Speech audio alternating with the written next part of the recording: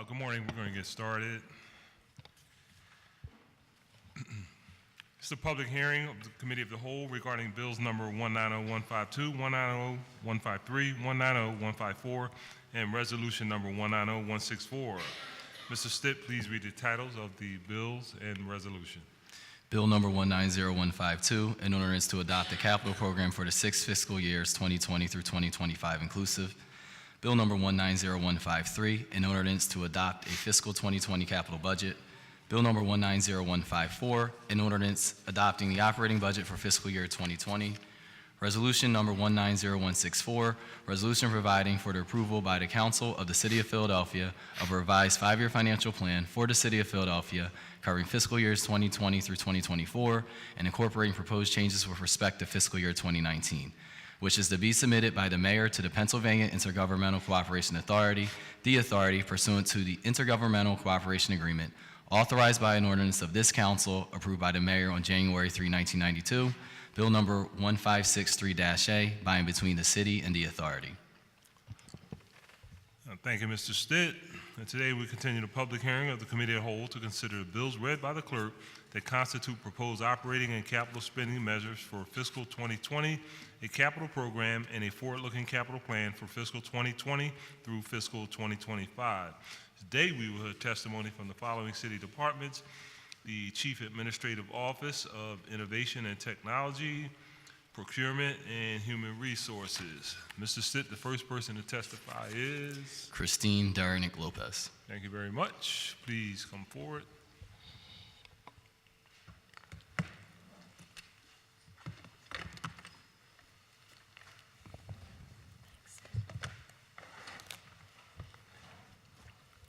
Good morning. Good morning. Good morning, President Clark and members of City Council. I'm Christine Darnick Lopez, Chief Administrative Officer. Joining me today is Dwayne Gordon, First Deputy Chief Administrative Officer, and Stephanie Tipton, Chief of Staff. I am pleased to provide testimony on the Office of the Chief Administrative Officer's Fiscal Year 2020 operating budget. In fiscal year 2020, the Office of the Chief Administrative Office, or CAO for short, is making significant investments in enterprise-wide projects that advance the city's goal of ensuring government runs efficiently, effectively, and always with integrity. These investments also reflect our office's focus on people, processes, and modernizing city operations. I'd like to take a moment to highlight one such project, the new Phila.gov website. In FY20, our Office of Digital Transformation will continue to support the rollout of the new Phila.gov platform, the city's digital front door where residents can find information about city services, programs, and initiatives. The new Phila.gov platform, which was launched in the beginning of FY19, is designed to be user-friendly, accessible from any device, and written in plain language. The CAO is excited to be at the forefront of leading enterprise-wide change and innovation through these and other initiatives. We will continue to support other city departments as they engage in projects aimed at providing city services more efficiently, more effectively, and with a customer service focus. You have my full written testimony. My team and I are happy to answer any questions you may have. Thank you. Thank you. My kind of testimony, brief and to the point. I have a couple of questions. In your testimony, you highlight the plans to increase the speed of vendor pay, and I think that's important because consistently you hear a lot of individuals, particularly smaller companies that contractors that may want to do business with the city, but the whole issue about getting the invoices reviewed and getting paid at the end of the day eliminates or prohibits them from getting engaged. What exactly are we doing to deal with that issue? Yep. And what's the current speed for a small contractor or any type of contractor to get paid? Yep. So we've taken kind of a multi-pronged approach. We started with contracts and really making processing of contracts more efficient because vendors can't get paid without a conformed contract. So we launched DocuSign and ePay and things like that. We have successfully reduced the contract conformance time in between 25 and 50%. So that's been the first phase. We're now moving into the second phase, which is the invoicing, and I'm going to have Dwayne Gordon, the First Deputy who's leading that project for the city, talk a little bit about that. Okay. First Deputy Dwayne Gordon. So we are close to rolling out a pilot to address the slow pay for vendors. And so what we did was took a look across the entire enterprise at the different departments to see how they were individually handling the process as far as processing the invoices. We've worked with the departments, finance, controller's office, the treasury department to create process maps as far as current state and future state. Because we did not have a baseline across the enterprise as far as determining how much time it's going to take to pay vendors, with this pilot, we're going to establish a baseline of 60 days.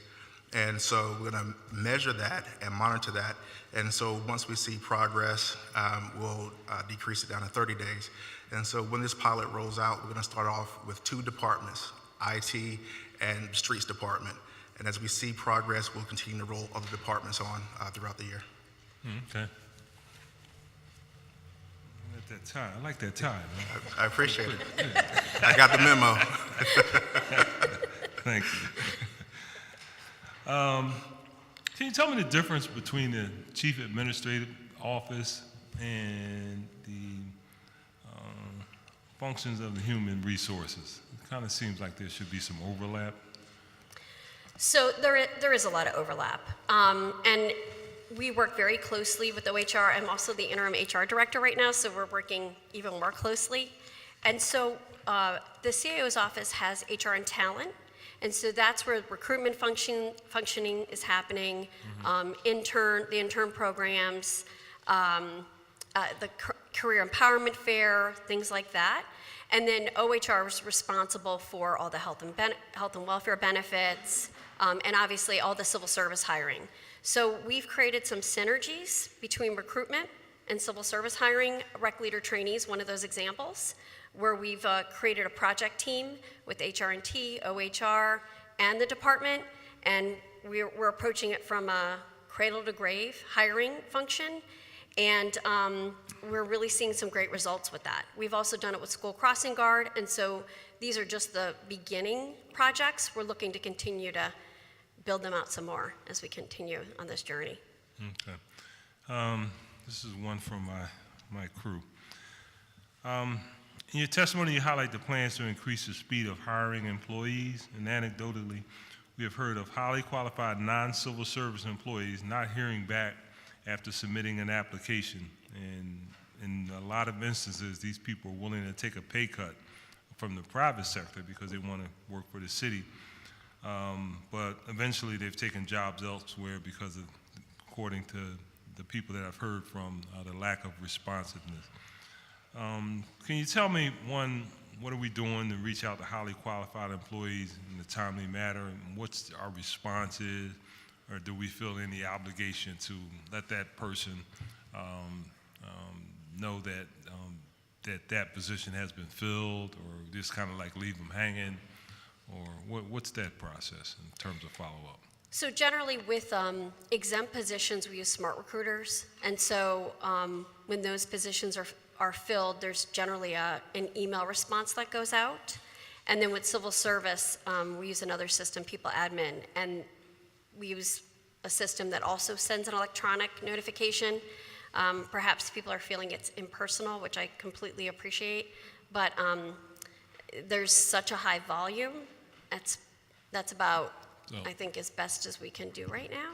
So it's too many people that have applied to just let them know, thank you for your inquiry, position has been filled. Essentially. I mean, it's a little bit. But don't we already have their names in the system? Yes, the system will trigger. So when you make your appointment, so say I hire Stephanie, everyone that applied will get an email. And it's generally. Yeah, but I'm saying. We've Can't hired. we just like say the position's been filled? Yes. How long does that take? It takes several months usually because most, for exempt positions, we require a diverse hiring slate and a diverse interview panel, so it does take a few months to go through a process. No, I'm not talking about that. So, say 100 people apply for a position, maybe Okay. it's more, whatever. All right, so we have those people in our system, and as we go through the process, we hire one. Those people are already in the system. How difficult is it to just send out a response. Thank you for your inquiry. The position has been filled, so they can move on with their life, as opposed to waiting and waiting and waiting. And I hear this not just in these exempt, highly qualified. I just hear this generally from people. Say, I'm waiting for the city. I say, well, how long has it been? Okay. And they are, hey, Councilman Clark, can you call me and call somebody and make sure I get the job? Obviously, I can't get engaged in civil service, but that doesn't stop them from asking. Yeah. But in the case where there's these particular categories, is it that difficult to just to send out? Yeah, so the civil service jobs are a little bit challenging and something we're thinking through. So the way the civil service regs read is you're on an eligible list for 2 years. So we are trying to think through how we can increase our engagement to keep people apprised of how we're moving through the list. So labor list, for example. You could be number 1,000 and maybe they're up to 250. So we are trying to think through ways through the system to send mass updates to folks, because that list will last for 2 years. Yeah, I mean, that's, Yeah, It's yeah, that complicated. is feedback that we've heard as well, and we are trying to think that through a little bit. okay, thank you. No, thank you.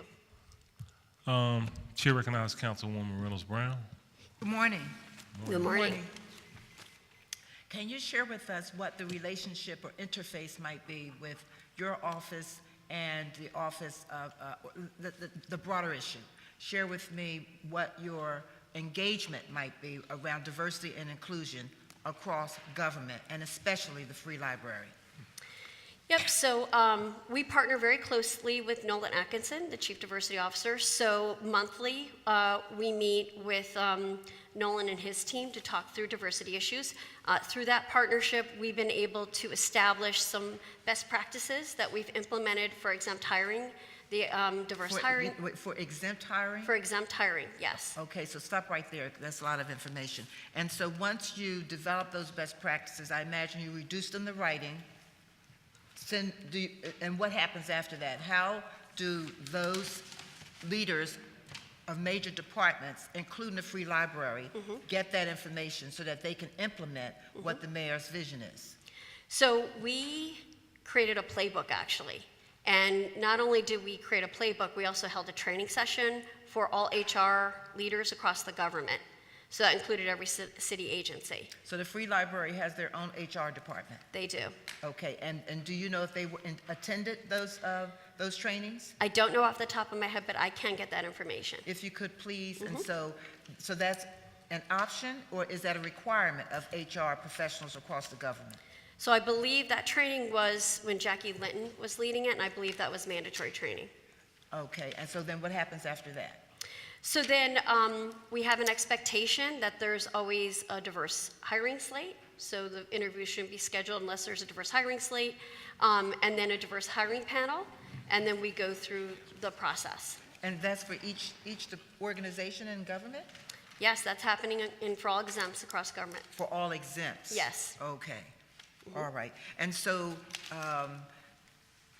at some point over the last couple of years, there was discussion that for department heads or those who lead major organizations in government, for those who don't get the vision and implement what Mayor Kinney has been trying to appoint us with, what happens? So there is a conversation. I mean, I think most of the operating departments don't have a lot of exempt appointments. Most of them are probably civil service, I would think. So that is a little bit more challenging. And so what we haven't partnered with the library yet, but we have been in discussions with them for their entry-level librarian position. What we've done with rec leader trainee, for example, is Catherine, the commissioner, is very committed to ensuring her workforce represents the communities that the They serve. recreation department serves. So as I mentioned, we did a project plan, and we included Chris Nelson, who's our talent acquisition manager, who I have to give a shout out, he's amazing. We stole him from Drexel. And we built a program because a lot of millennials and Gen Z, they are finding out about job opportunities online. So we did a lot of testimonials. We posted on LinkedIn and through social media, and videos. I mean, that's how today's workforce we have to engages. meet prospective employees where they are. Yep. So we're pleased to, from that work, we were able to increase out of the approved applicants, we were able to have half of the applicants were diverse. So that's never happened before, so we feel like that worked. So we're looking to engage the library, who we have been in conversations about their entry-level librarian position, to also go through a similar strategy with them. How long ago was that? So it was maybe 2 months ago we talked to them. We're in the process. They have a national conference that they test at, but they'll also be testing in Philadelphia. So we're just starting to ramp up those conversations now. I see. So as a FYI, you should be advised that President Clark has requested that the Free Library report back to us Okay. at a date I don't remember. Okay. And my ask would be that you or members of your team sit with them prior to them reporting back to us so that they can incorporate some of these best practices that you've spoken to, since their academic grade for diversity and inclusion would be an F. Okay? Yep, we'd be happy to. We'd All be right happy then. to. We have a lot of resources.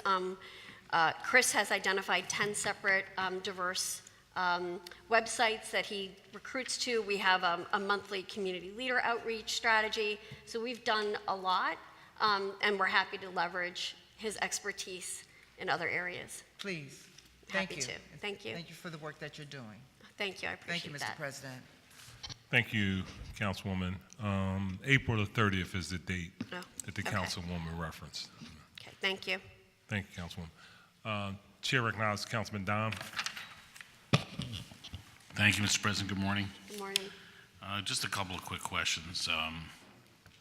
I noticed in your budget from 18 to this new budget, the budget's gone up about 28%. 5894 to 7588 on page 3, looks like, roughly, at the top. And what would you say the big increase is really from 19 to 20?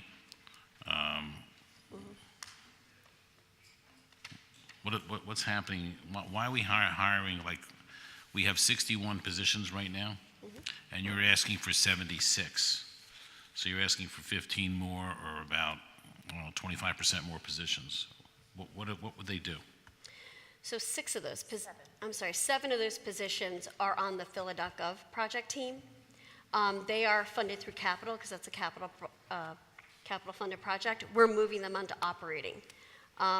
So that's 7 of those positions. 2 of those positions, with the increased need for recruitment, Chris Nelson's only one person, and so he's been doing it primarily for exempts, and we see a need to do it for civil service. So one of the assistant CAOs is going to be specifically for civil service recruitment, and then another analyst is going to be supporting our HR team and all of the project work and all the change management going on there. And so what do you think the average salary is of those positions? I'm going to ask Stephanie to see if she could help me with that. Our average salary is probably around $60,000. 60? 60, Okay. yeah, 60 to 70,000, I would say. But keep in mind, I just want to make sure you're aware of this. When you hire for $60,000, you have 88 cents of fringe benefits, and according to the finance department, 33 cents of overhead. So when you add 33 and 88, that 60 becomes over 120, like 130,000. I'm only saying that so that when you look at these hires, you make sure you say to yourselves, is this worth $130,000? Because that's the hit to the budget. No, I appreciate that. The other question, I just had a general question. In 18, under page 3 of your budget, I guess, you had purchase of services, category 200. It seems to have gone up a lot from 18 to 19. Can you refresh my memory as to why it went up so much? Hi, Stephanie again. We had a temporary increase in our budget to account for the parking amnesty program that our office was implementing. It was a $1.5 million expenditure, and then in FY19 that was reduced back out of our budget. Okay. The other question I had is, your testimony mentions the Discover Benefits Project to help residents learn about the various housing-related assistance programs. Yep. Could you explain those programs and when this project's going to be active? So I'm going to let Dwayne Gordon respond to that. Dwayne Gordon, First Deputy. So I think back in 2017, the city was engaged in the Bloomberg Challenge, and one of the submissions was the Philly One Form project, was going to look at the 32 housing-related projects or programs to see if they can create one project.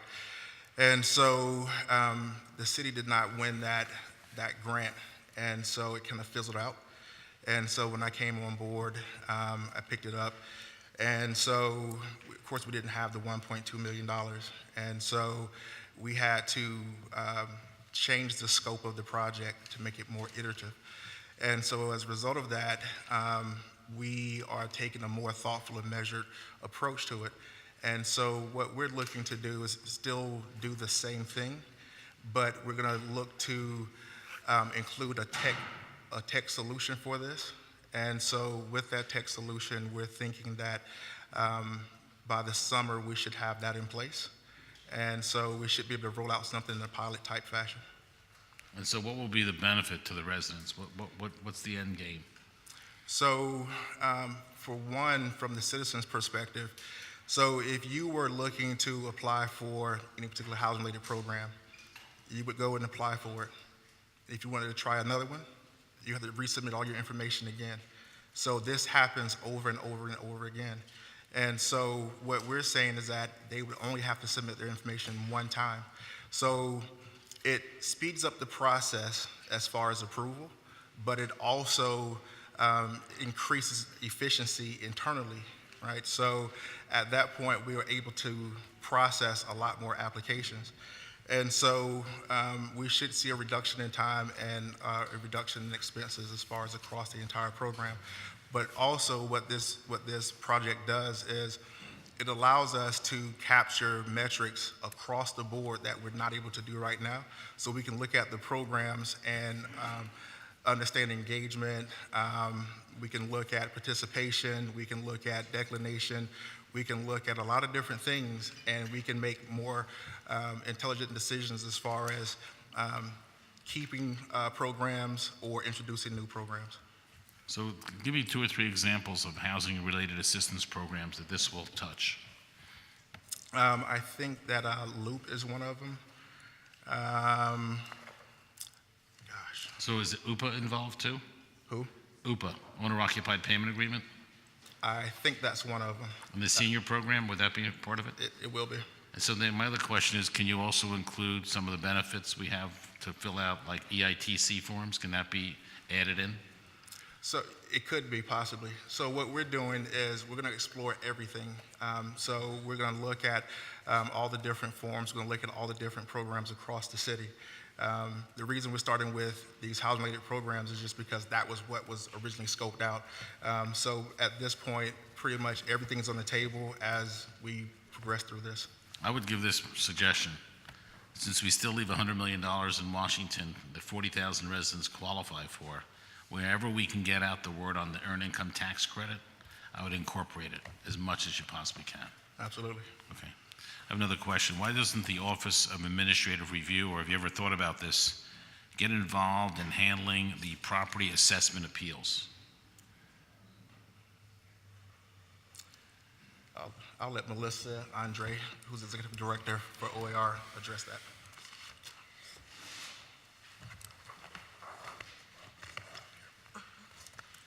Melissa Andre, Executive Director, Office of Administrative Review. Good morning. Per the regulations, the Office of Administrative Review and the Tax Review Board is only allowed to hear interest and penalties for real estate cases. We hear the principal for other kinds of tax matters like refuse or business tax matters, but unfortunately, the statutes are very clear about,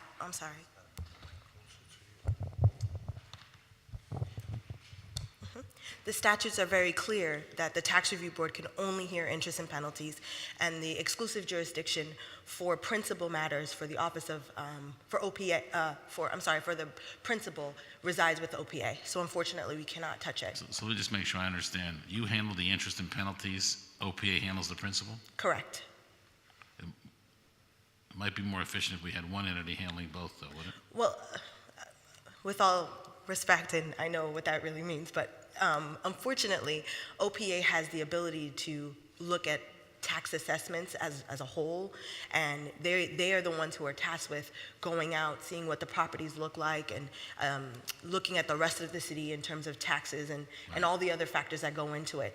My office is just charged with allowing people the opportunity to explain themselves and request abatements for interest and penalties, especially when we know that over years that could be more and almost half as much as the principal that's due.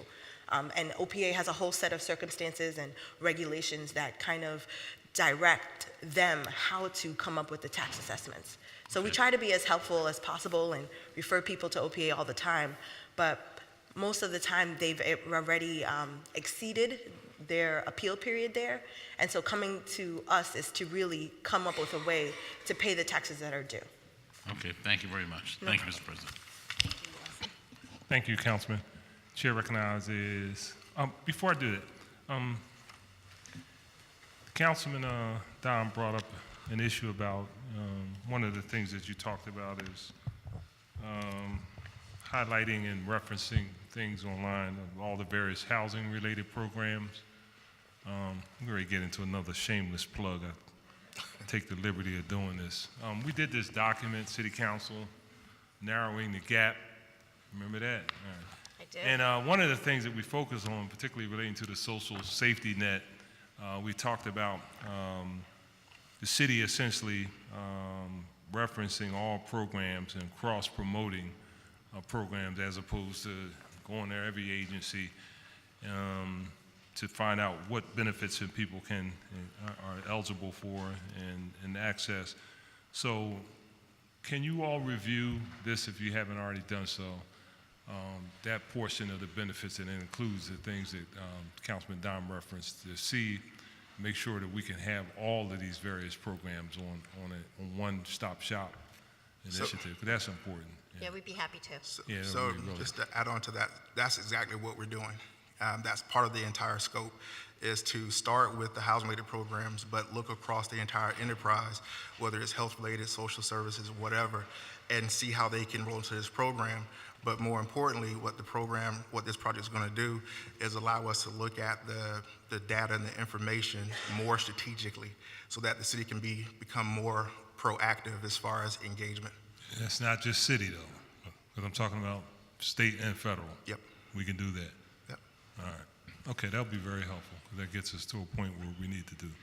And my assumption that all this information will be available at the city's library, so, because a big part of the problem, particularly people in this particular category in poverty, they don't have access to the internet.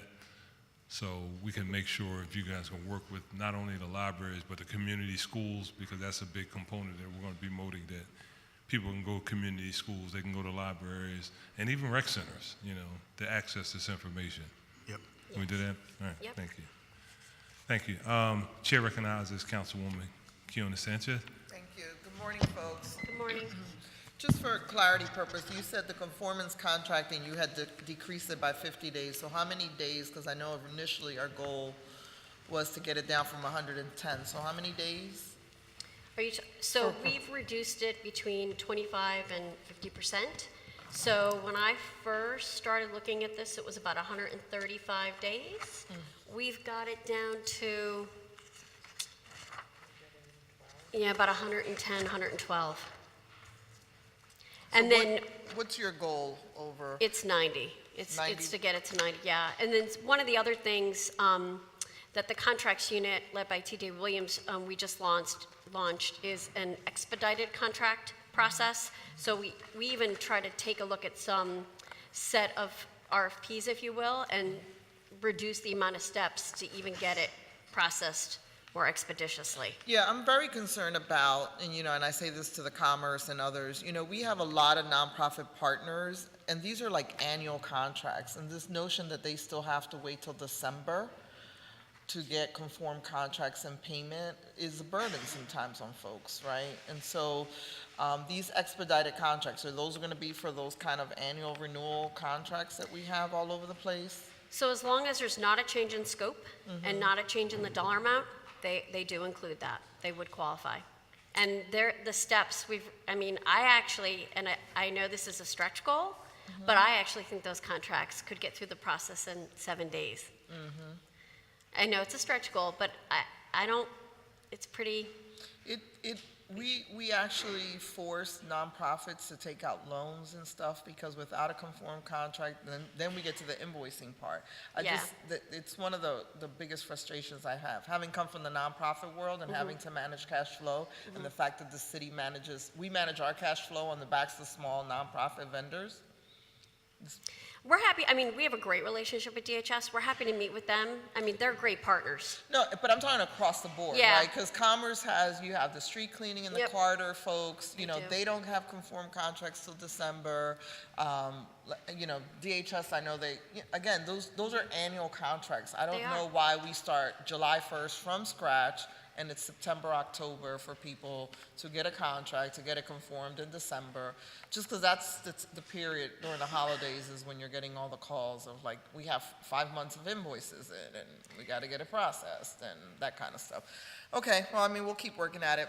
And then real quick, how many, we really have been trying to encourage departments in their diversity efforts. How many departments have utilized their frontline staff in creating bilingual positions? What's the utilization rate? What departments? Anything new on that? So I don't have the list in front of me. I can get the list to you. There are, I know in prisons, they're doing a lot of work with bilingual positions, correctional officers, firefighter, the fire department for firefighters doing a lot of work, human services. They're the ones that are, human relations. They're the departments that are standing out at the top of my head. We do have a list. I can definitely get that to you. Okay. Yeah, if you can report that to the chair, I'd be interested to see which departments are utilizing it as a way of diversifying and really. The rec leader trainee, we announced a bilingual specialty. And so we got some nice applicants, and we're pretty excited about that list as well. Okay. All right. Thank you. Thank you, Mr. President. Thank you. Thank you, Councilwoman. Chair recognizes Councilwoman Parker. Thank you, Mr. President, and hello to each of you. Good morning.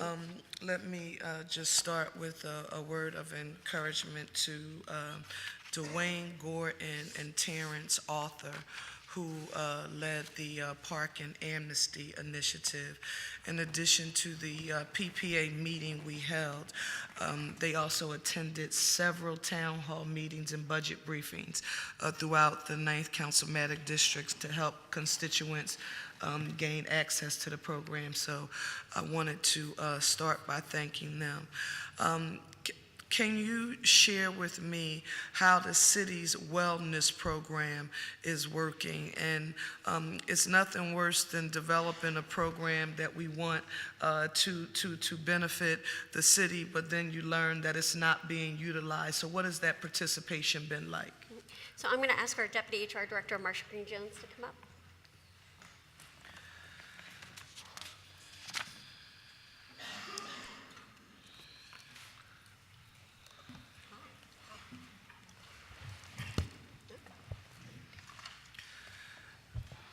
And just if you will, also give us a 30-second, what is the wellness program? Because somebody's watching at home and they don't know what in the world we're talking about.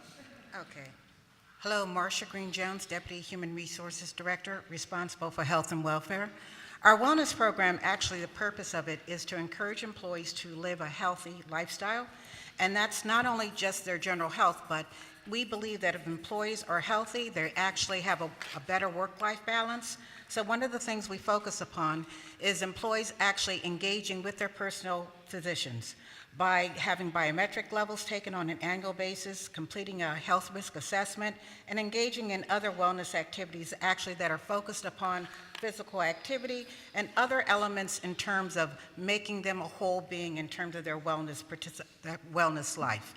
Our wellness participation actually continues to rise. So I have to say the City of Philadelphia, in terms of our employees engaging and really responding to the fact that we want to educate, because if we educate our employees, they'll be more apt to participate and engage on a better level. So our participation levels for recently were 49.3% in terms of our wellness participation rate. That means not only the employee, but their covered spouse also completed the wellness activities. The national average is 35%, so we're exceeding that national norm. For our So the national average is what? about 35%. 35, okay. Yes. We also have rolled out wellness for our retirees who are participating in our health program.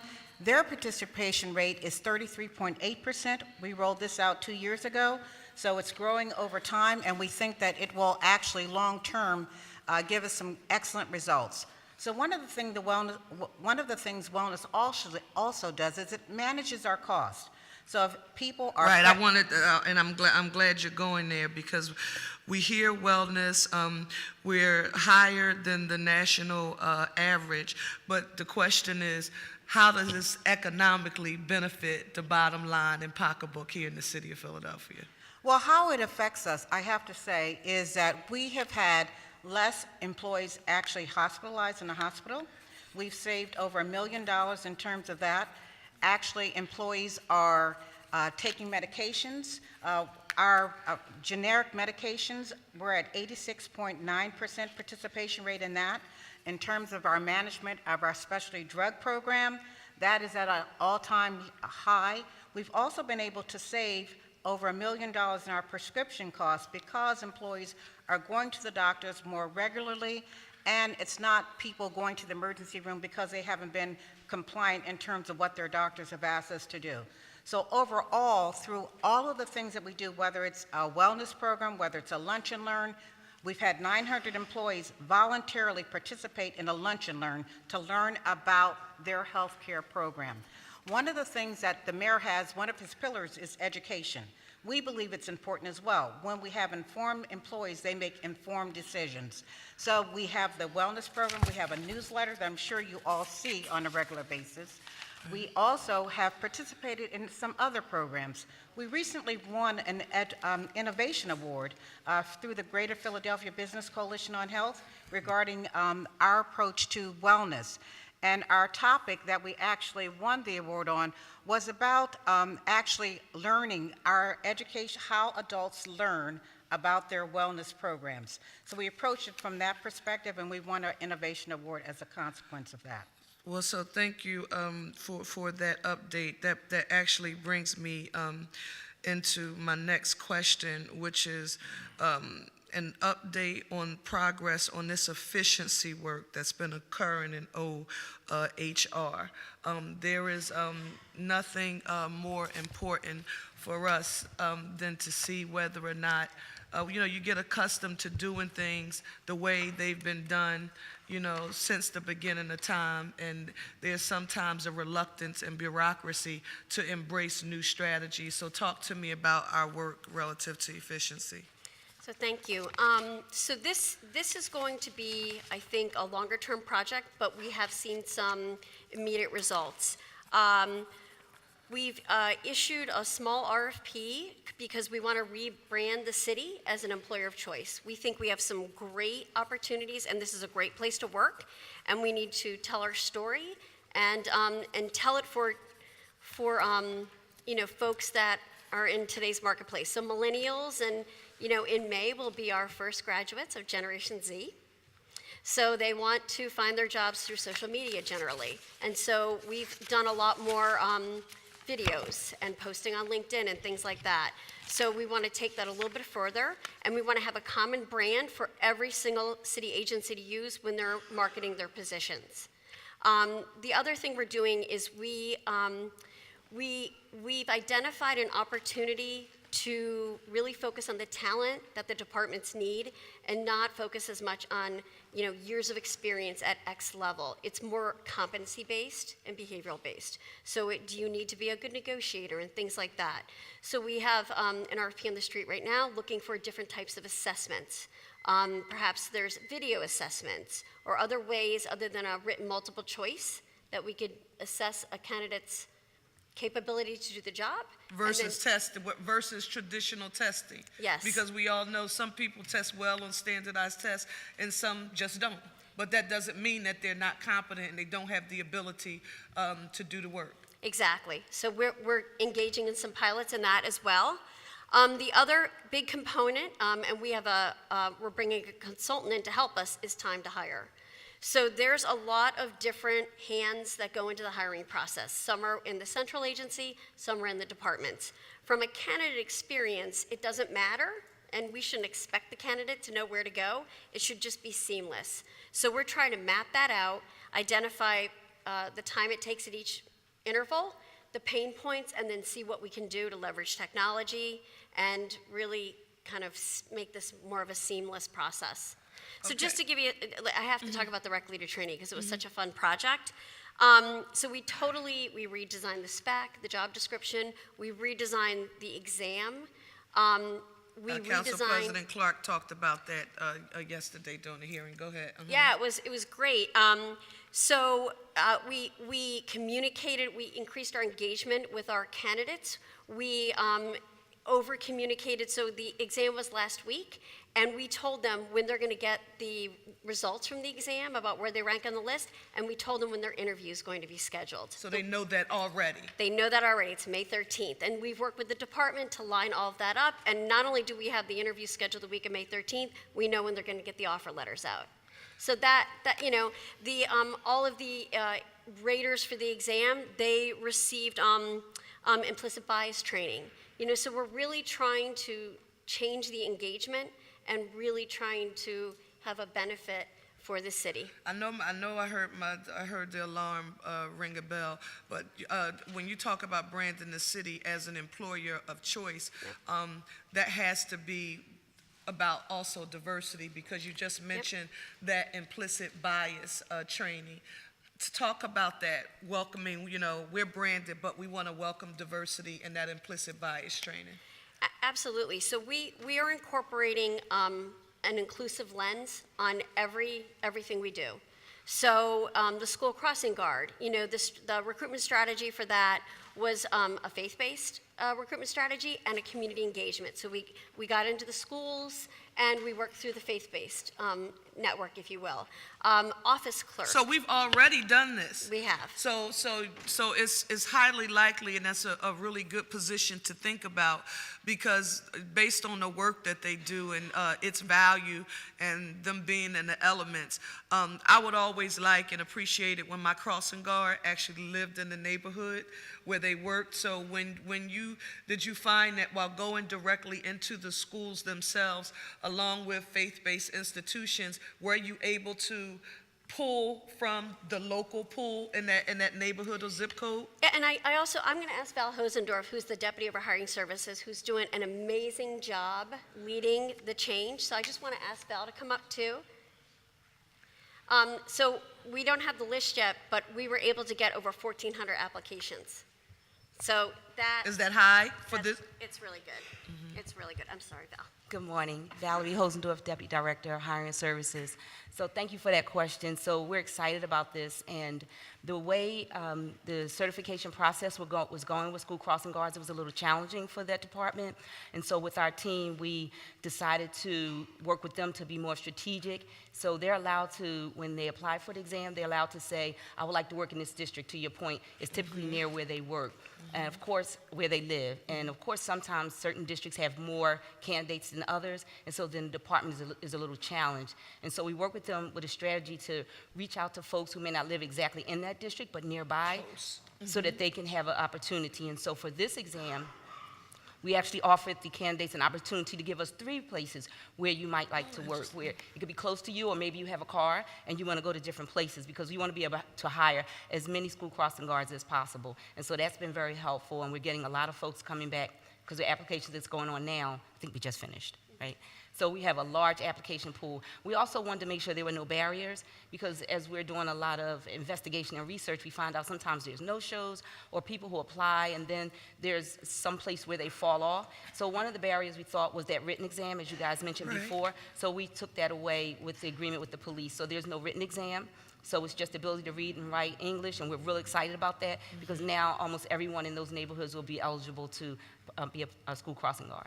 Well, listen, thank you for sharing that information, because what that means is that from an assessment perspective, we paid attention to a barrier to entry, to access to the opportunity to work for the city of Philadelphia in that capacity. We observed it. It was, again, actually the testing, and just because I don't test well, it doesn't mean that I don't have the ability to perform the job. So, listen, thank you for sharing that. I know my time's up, Madam Chair, and thank you so much. Thank you. Thanks, Val. Thank you, Madam Chairwoman. Councilman Dom?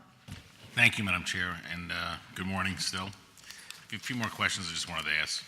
I wanted to follow up on Council President Clark and Councilwoman Quinones Sanchez's questions, but I just would like to know a specific time frame. If I apply for a job with the City of Philadelphia today, when will I hear? So time to hire is a big challenge in the city government right now, which is why we have a consultant coming in to help us with that process. It is very juxtaposed, and it goes through many different touch points, and right now we are not able to collect the true amount of time at every touch point, to be transparent. So we know labor, because that is, the streets department does track intimately that hiring process. We know that for a laborer, it's a little over 6 months. Clearly not acceptable. When you say labor, what are you referring to when you say labor? If you, the majority of our laborers work for the streets department sanitation, and so there are trash. It takes 6 months. Yes, and it's not acceptable, and we know that, which is why we have some external help coming to help us think that through and to automate some of the processes. It's like 6 months and 8 days, actually. Did you see the report done by the Pew organization on our hiring process? Yes, we have it. Okay. And, I don't understand how somebody could wait 6 months for a job. So we don't disagree with you, which is why we're completely all in and completely engaged in improving this. The rec leader trainee, what we just went through, it took us about 3 months, but our engagement was so high with the candidates, we think the experience is going to feel differently. Some of the teams and under Val's leadership, they've just really done some awesome work. One of the exams, they actually asked the candidates for their time they want to come and take the exam, whether they prefer morning or afternoon, and that resulted in over an 80% show rate. So we're trying to increase the engagement. And this is before we know what the actual process and the pain points are. Have we looked at other cities similar to us to see what they're doing that we could possibly duplicate? So we have the Pew report did a nice job at benchmarking, so we have a lot of that information, and we do have relationships with other cities that we've been talking to. We're hoping the consultant could help us with a lot of that as well. What is the goal, you think? What's realistic? So, I would love 90 days. That would be awesome, I think the challenge that we're going to have to think through is the 2-year list. And so how do we continue the engagement? Because while maybe we're not going to be able to get to number 9,000 on the list, maybe we realistically can get to 1,500. That's the thing. We're just going to have to be a little bit more strategic about it. 3 months sounds long to me. I've worked in corporate, and I don't think 3 months is that crazy. No. I've seen 3 months is, it's about the engagement and having the touch points, and we have the technology right now to do that. So we just. I'm trying to understand what is the holdup in hiring somebody? Like, they take a test. I assume you're running credit reports, you can run those in 5 seconds. Probably running police checks or criminal checks. What else is the holdup here? Interviews with people? That could be done in a week. So scheduling is always a challenge. Indebtedness check. We started unpacking this process, and the indebtedness check is a big barrier. We're piloting. What was that called? Indebtedness check. So do you owe taxes? Do you owe parking tickets? Things like that. Yeah, but we have now a bill that we passed here that you have to have a tax clearance certificate. Wouldn't that be the same type of check? That is some of the things we're looking at. Exactly. That is exactly what some of the things we're looking at. But you don't have to wait months for that. We agree with you. We are in agreement. And should we're be- starting to unpack that now. I think you gotta rip this all apart and just make it simple. It's too complicated. Really, this is insane. I'll sit with you for an hour, we get this resolved. It's crazy. Yeah, So I would like to see us change our goal to 30 days. I don't think it's fair to ask people to wait 3 months in order to get hired by the city of Philadelphia. I really don't. well, and so when are you starting your 3 months? Because I'm starting at time of application. I'm starting mine at time of application, and the And you have interview the could... exam. How long does the exam take? The exam process, because you have to post it for 2 weeks, that's in the regulations, and go through, you have notifications, and there's some requirements there, so it's about 8 weeks. Maybe those regulations need to be changed. That is something we're going to look at. So We're unpacking I'm sure any everything. one of us here would be happy to introduce those changes, because the process is too cumbersome. You're not hearing an argument out I of know. any of the HR team. We are all on board. Because everyone who comes here has trouble filling positions because of the time. We're hurting ourselves. Yeah, we agree. Okay. And then the other question is, if I'm a contractor, I'm going to follow up with what my colleagues have said, what is my expectation if I finish my job today and I submit a bill to the city of Philadelphia today, April 16th? Is today the 16th? Yeah. When will I get paid? If everything is in order, Please give your name for the I'm record. sorry, Dwayne Gordon, First Deputy. If everything is in order, the contractor can get paid within 30 days. And we see that when everything is in order on a consistent basis. It's when there's, missing items, there are questions. So when that happens, the time as far as payment, it varies. How do we handle that? Because I will say, I think if you were to pick up the phone and call the vendor or the contractor and say to them, hey, listen, you want to get paid, we need to get this resolved, probably in 24 hours, they'll resolve it because they want to get paid. Sometimes that works, sometimes it doesn't.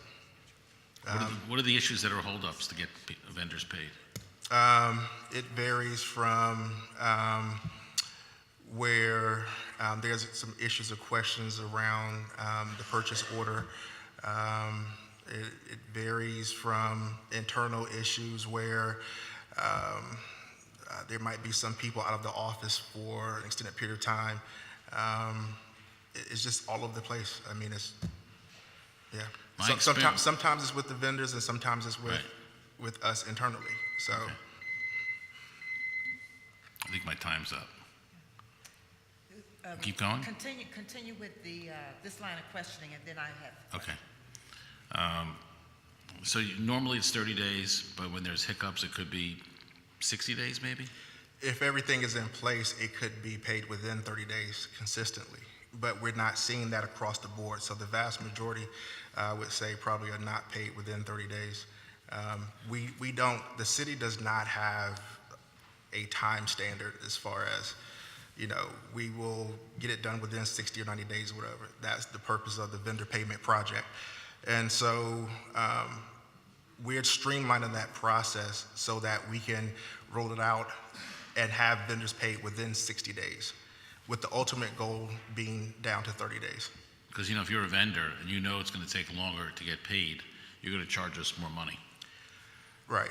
So one of the things that we are working on is vendor education, right? And so we have a lot of vendors that they just package up their invoices and submit it to whichever department that they're friendly with. So our internal staff, it takes them about 30 to 35% of their time just to sort through all these invoices every single day. And so once that happens, those invoices are then routed to the right department, and then that process, takes off from there.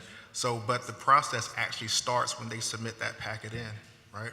And so when you say, what issues do we have, that's a main issue, right? So we're not only going to address internal, but we're going to look at the vendors and educate them as well. When someone contracts with the city, do you give them a form or a contract that they sign that basically says, in order to get paid by the city, these are the following items we require? So we've created a checklist, a vendor checklist and an internal checklist. And part of that is listing out exactly what you just said. Everything must be a part of that packet. And we're going to implement strict rules that when that's submitted, if one document is not there, it's to be rejected. because that's part of the holdup. If something is not there, it goes through the process. So by the time it makes it to finance or the controller's office, it goes all the way back to the beginning, right? And so with the checklist, there's greater adherence at that point, and we can actually measure that. Is this process done by paper, moving around the city? A lot of it is done by paper. There are some vendors that have a level of sophistication where they can do it digitally. So we are moving away from paper and having it done electronically. Okay, all right, thank you. Thank you, Madam Chairwoman. You're welcome, you're very welcome.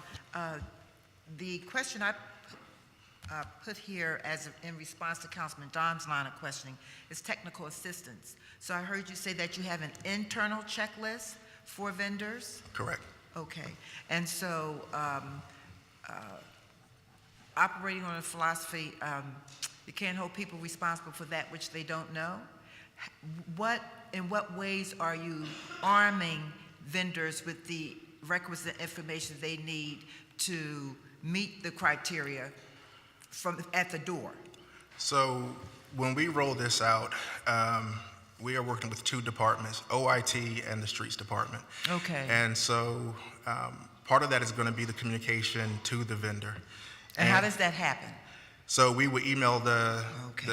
the information to the vendor. I see. And so we have individuals that have agreed to work with us in the Streets Department and within OIT to Okay. work with those vendors to get them acclimated to this new way. And so we will measure that as far as adherence and so forth. And then that way we can take corrective actions where needed. Mm-hmm. How long have you been on board? About a year and a half. I see. To the chief officer chief administrative officer, you've spoken well to the diversity and inclusion trainings that you're having across the government. Update us, if you will, on the mandatory sexual harassment training, which was authored by my office. Yep. So I think I'm going to ask Tracy Bryant to come up and speak a little bit about that. Tracy's from the HR and talent team, and we're partnering with the Mayor's Office of Labor Relations, and she's leading the sexual harassment training. Okay.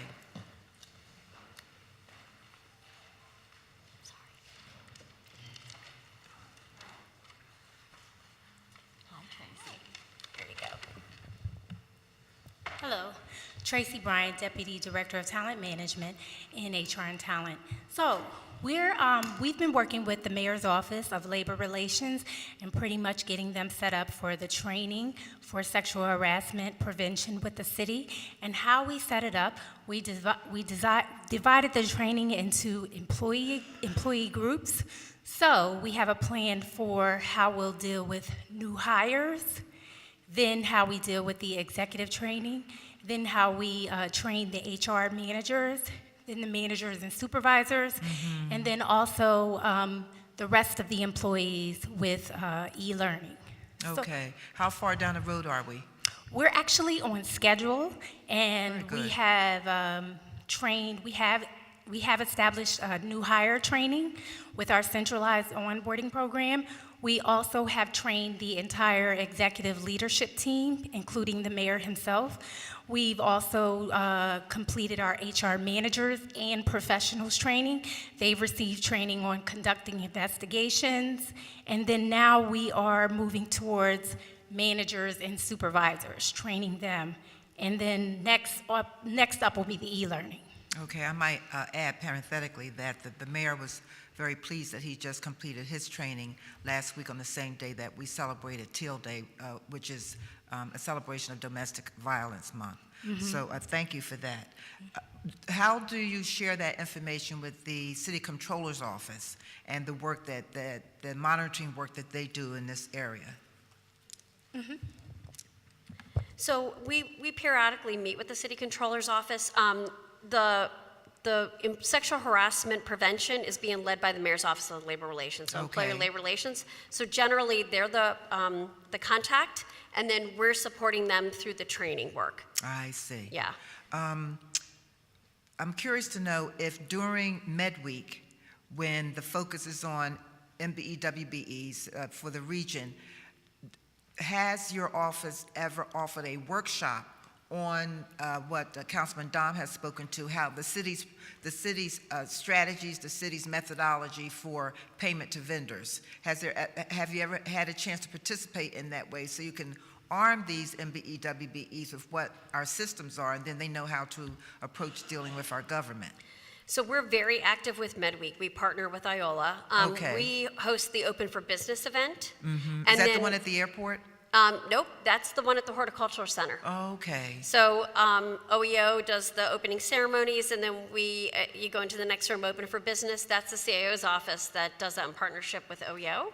And then Procurement Department also hosts a workshop, but I think your idea about Dwayne hosting a workshop on vendor payment is a great idea for this year in October. So one of the things that we did this past engagement was we actually had focus groups. And so we were in the middle of formulating this project, and so we actually invited several vendors out to get their thoughts, concerns, pain points, gaps, as far as with the process. And we got a lot of great information, and that's what helped us build out this project even more. So we'll continue to engage them in focus group type sessions, and we'll utilize MedWeek to do that as well. Okay, then. My last question, back to the one issue I care about more than anything else, besides arts and culture and hospitality and tourism, diversity and inclusion. How far down the road are we with the training that you're offering to department heads, and then what is the method by which you monitor to see how well department heads are doing with what the mayor has articulated?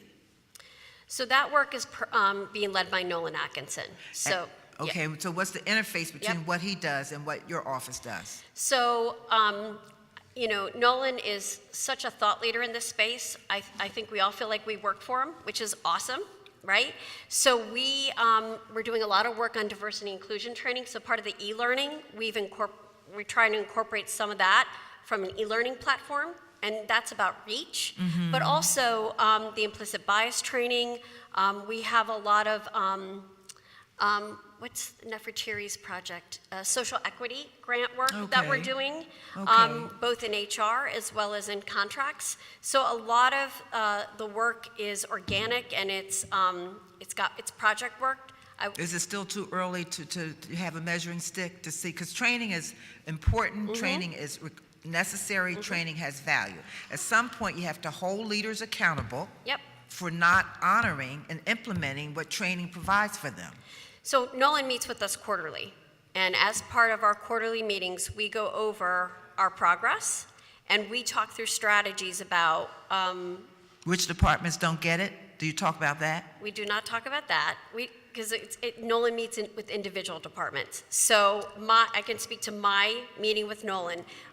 What strategies do we work on that could possibly be leveraged in other departments?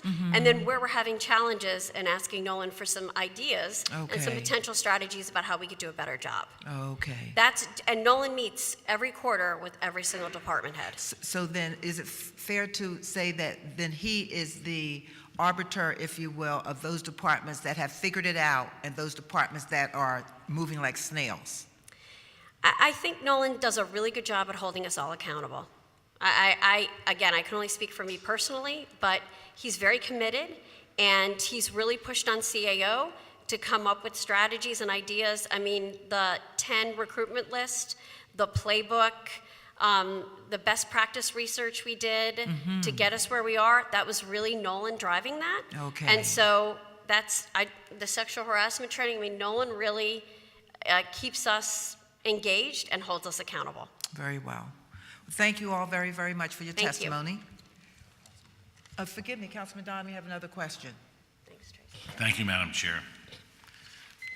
A few more questions, not too many more. Okay. Just curious, these are just minor questions, but the time between notification of the hearing date varies. Like red light camera tickets is 5 weeks in your report, and all other types is 4 months. Any way to speed up that 4 months? So I'm going to ask Melissa Andre. Here she is. Thank you. Hello again, Melissa Andre, Executive Director, Office of Administrative Review. So The difference between the red light camera and the tax review board is that they're being run by different departments. The tax review board is an internal on-site where petitioners come in, they could email, they could literally physically hand in petitions, and we process them on-site on our system, and then we schedule them. The earliest we can do is actually 3 to 4 months, because we've already scheduled. For instance, today we've scheduled for June already. So if you were to come in, you wouldn't be able to have a hearing until July at the earliest, and we take them as they come. So if people have come before that, they'll probably get an August hearing. And so when I first started back in July of 2017, that time frame was closer to 7 months. So I was able to get that down to, we schedule, and additionally, we also started to put out our schedule a little bit earlier. So this gives people more time. This also gives the Department of Revenue and the Law Department more time to reach out to petitioners to come up with settlements, so that way the hearings don't take forever. A lot of these matters have been settled before they actually come to the hearing. So it's the backlog that's creating the delay? It's at this moment, there's no backlog. At this moment, if you were to come in, you'd probably get a July or August hearing, because that's the earliest hearing you could get. Because again, we've already scheduled for June, so I can't put you on the June schedule. And so you probably get right in July. So it's just a process. We've scheduled June already. But then that means that it's a backlog, because if June wasn't scheduled, I could get scheduled in June. True, but we try to schedule at least 6 weeks out as well. So, and that's again because we want to be able to have a schedule out. We don't want to notify people a week before their hearing. We want to give people time to get prepared. But right now it's 4 months out. Yes, 3 to 4 months. It's generally 3 months actually. So when you did that report. is this an issue of more people applying, more people that could help us clear out the backlog? What is the issue that I have to wait till July or August now to get a hearing? I think part of the issue is just, number one, the amount of people who come in and the different types of hearings that we have. We have limited space. We have 2 hearing rooms, and then on top of that, we can only, based on our hearing master schedules and when the departments can come. For instance, Elle and I can only come on Tuesdays because, can only come on Thursdays because they already have hearings on Tuesdays. So, it's an issue of scheduling. We do run a lot of hearings each week. On Mondays and Fridays, we run 4 different types of hearings. The actual tax review board, they meet only on Tuesdays and Thursdays, so that is also quite limiting in time. But we try to have at least 15 cases on every docket, and we try to see people as soon as we can. But unfortunately, 3 months to 4 months is probably the fastest we'll ever be able to do it. And in comparison with the red light camera component, red light camera is actually the initial, ticketing, reviewing the video, issuing the ticket to the person, having the person come, identifying who the person is, and then sending them the notification of the ticket. That in itself is a PPA process. Function. So once the person gets the ticket, we can schedule them for a hearing between 4 and 5 weeks. And I think that's as fast as probably No, I'm we could okay do with that. My bigger concern is the 4 months for everything else. Yeah, but unfortunately, when you're dealing with taxes and that sort of thing, we do want to give people time to get their paperwork in order. Oftentimes, they come in after going to the Department of Revenue, finding out that they even owe this amount of tax, and then coming to us wanting to resolve it. So unfortunately, that's just the parameters that we're working with. Okay, thank you. I have another question now. I will say this, I think from my perspective, those who work in your department probably know the best ways to resolve this, and because someone on the outside has no idea how to resolve it, but people that work for you know what the roadblocks are, and we should enlist them to help us make ourselves more efficient. That's what I'm suggesting, because you know better than anyone else, because you're doing the systems, and if you have recommendations, you should let us know, or Christine know, and we should implement them. Because the best resources come from the people that work for us. I think that we work really hard on trying to bring our ideas forward. Okay, thank you. You're welcome. I have a follow-up. Administrative Officer, your quote was that Nolan acts and holds departments accountable. Cite examples and how that is reflected, given the irregularity of equity across the leadership tier of government? So, let me see, when we first started, Nolan wanted some structure around exempt hiring. There wasn't any structure. And so he wanted structure through a D&I lens. He wanted structure. Through a D&I lens. Okay. Diversity and inclusion lens. Okay. So we, Jackie Linton was the person leading HR and talent, and I was the CIO at the time, and that's where we leaned in, and we wanted to be more prescriptive with departments, and we created the policies that departments have to have a diverse hiring slate, and that departments, a candidate slate, and a diverse interview panel, and we constantly solicit feedback, and when we weren't sure and the engagement wasn't where we wanted it to be, then we took it up a notch and we said, okay, we want diverse folks to review the applications. So it's very iterative, and when there's been an issue, Nolan has had one-on-one conversations with departments. Or posting, for example. We want to make sure all the jobs are posted. So when I first got here, not all the departments were using Smart Recruiters. Now I can say that all the departments are posting on Smart Recruiters. And that's really been how we've been able to support Nolan and in moving The needle on the diversity needle. and inclusion. Yeah. Okay. All right then. I thank you very, very much. Sit with the Free Library. I will. I made a note. I will definitely meet with them. Thank you. I won't repeat the obvious. Yeah. No, Okay. we'll spend some time with them. Before April 30th. Yes. Okay. I Thank you will very much. Definitely make it a point. Thank you all. Thank you. Councilman Don, don't go anywhere. Councilman Don. Thank you, Madam Chair. I had a few more questions that I wanted to ask. 2 years ago, your testimony mentioned a new internal management process called Performance Philly. Has that program been implemented? So that function, the performance management function, was moved to the managing director's office last fiscal year.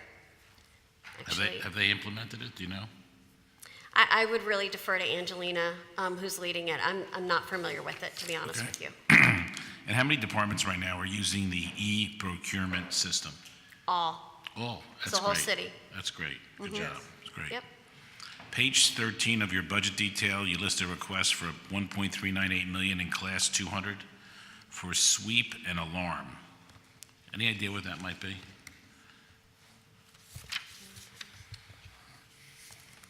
On page 13? It's page 13 of the budget detail. Stephanie Tipton, Chief of Staff. That is for a contract with Conduit State and Local Solutions. They help us to process the violations and the money that comes in for those. So that's for that contract. That's called sweep and alarm? I think those are the types of violations. That's okay. That's fine. That's fine. Yeah, those are the types of violations, but we can be more That's fine. descriptive in there. Let me, one last question, and I actually really like your mission statement. It says, improve the efficiency and effectiveness of city services. Does the prison system fall under you at all?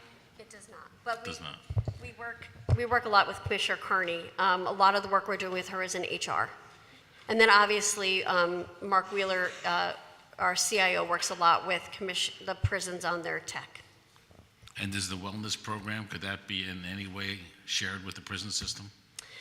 Absolutely. The majority of the employees at the prison system are represented who do not fall under our wellness program.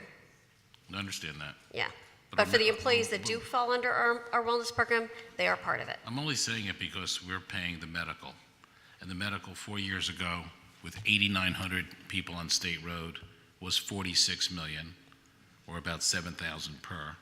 And now with, with 8,900 people there. Now there's 4,600, a 47% reduction. And the medical went up to 49 million, or 14,000. For the employees or for the, okay. The medical costs through Corizon. And I don't understand how we have a 47% reduction in the prison population, This goes to the efficiency and effectiveness of city services, and yet our costs went up. Are you talking about the employees or the The inmates? Horizon inmates. Horizon, the inmates, okay. So, I mean, we certainly could reach out and see if there's any opportunity there. That'd be great if you could. Yeah, sure, happy to. One last question.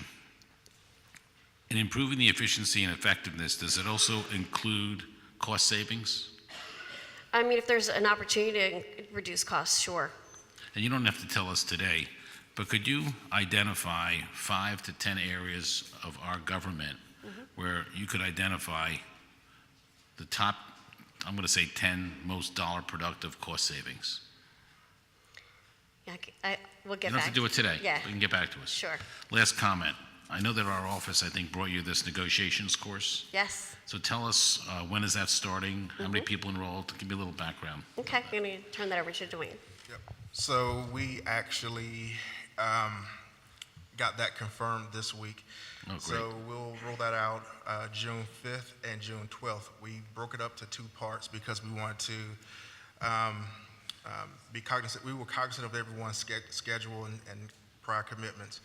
And so we have somewhere between 40 to 45 persons enrolled into this training. And so we are looking at senior management level and higher. So we have managers, chief of staff, deputies, directors, and I think that's it. And it's a negotiations course. Yes, I love that. It's great. yes. Yeah, we're looking forward to it. All right, well, thank you very much. You're all doing a very good job, and thank you for being here. Thank you. Thank you, Thank Madam you. Chair. Thank you. Ditto. Thank you. Thank you very much. Thanks.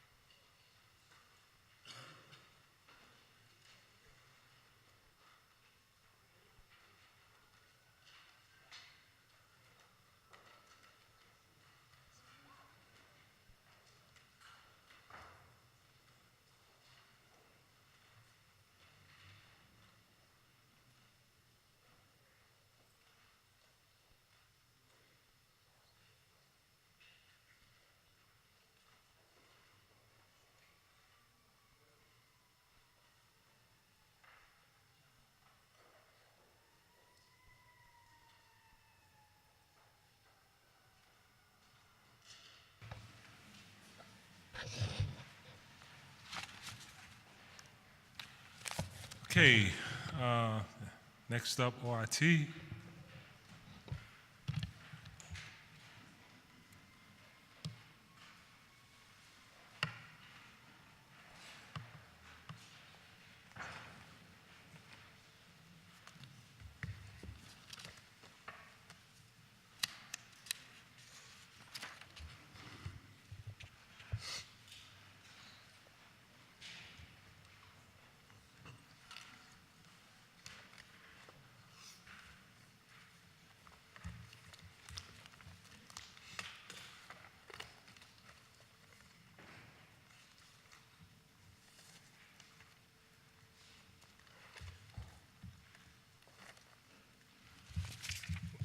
Morning. Good afternoon, good morning. Good afternoon. Council President Clark and members of City Council, I'm Mark Wheeler, Chief Information Officer. Joining me today are Sandra Carter, Chief Operating Officer, and Chris Donato, Chief Financial Officer. I'm pleased to provide testimony on the Office of Innovation Technology's Fiscal Year 2020 operating budget. In brief, our OIT's general fund budget totals $112,133,625.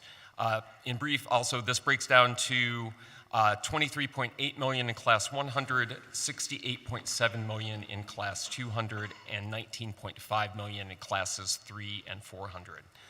Before I open it up to questions for council, I just want to take a moment to highlight 3 accomplishments of OIT in the last year.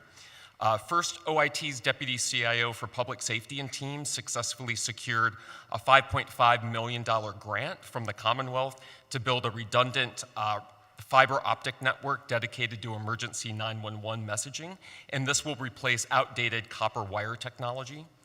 Second, OIT launched our Smart City PHL roadmap, and under an executive order from the mayor, we now have a diverse advisory committee to assist us in its rollout.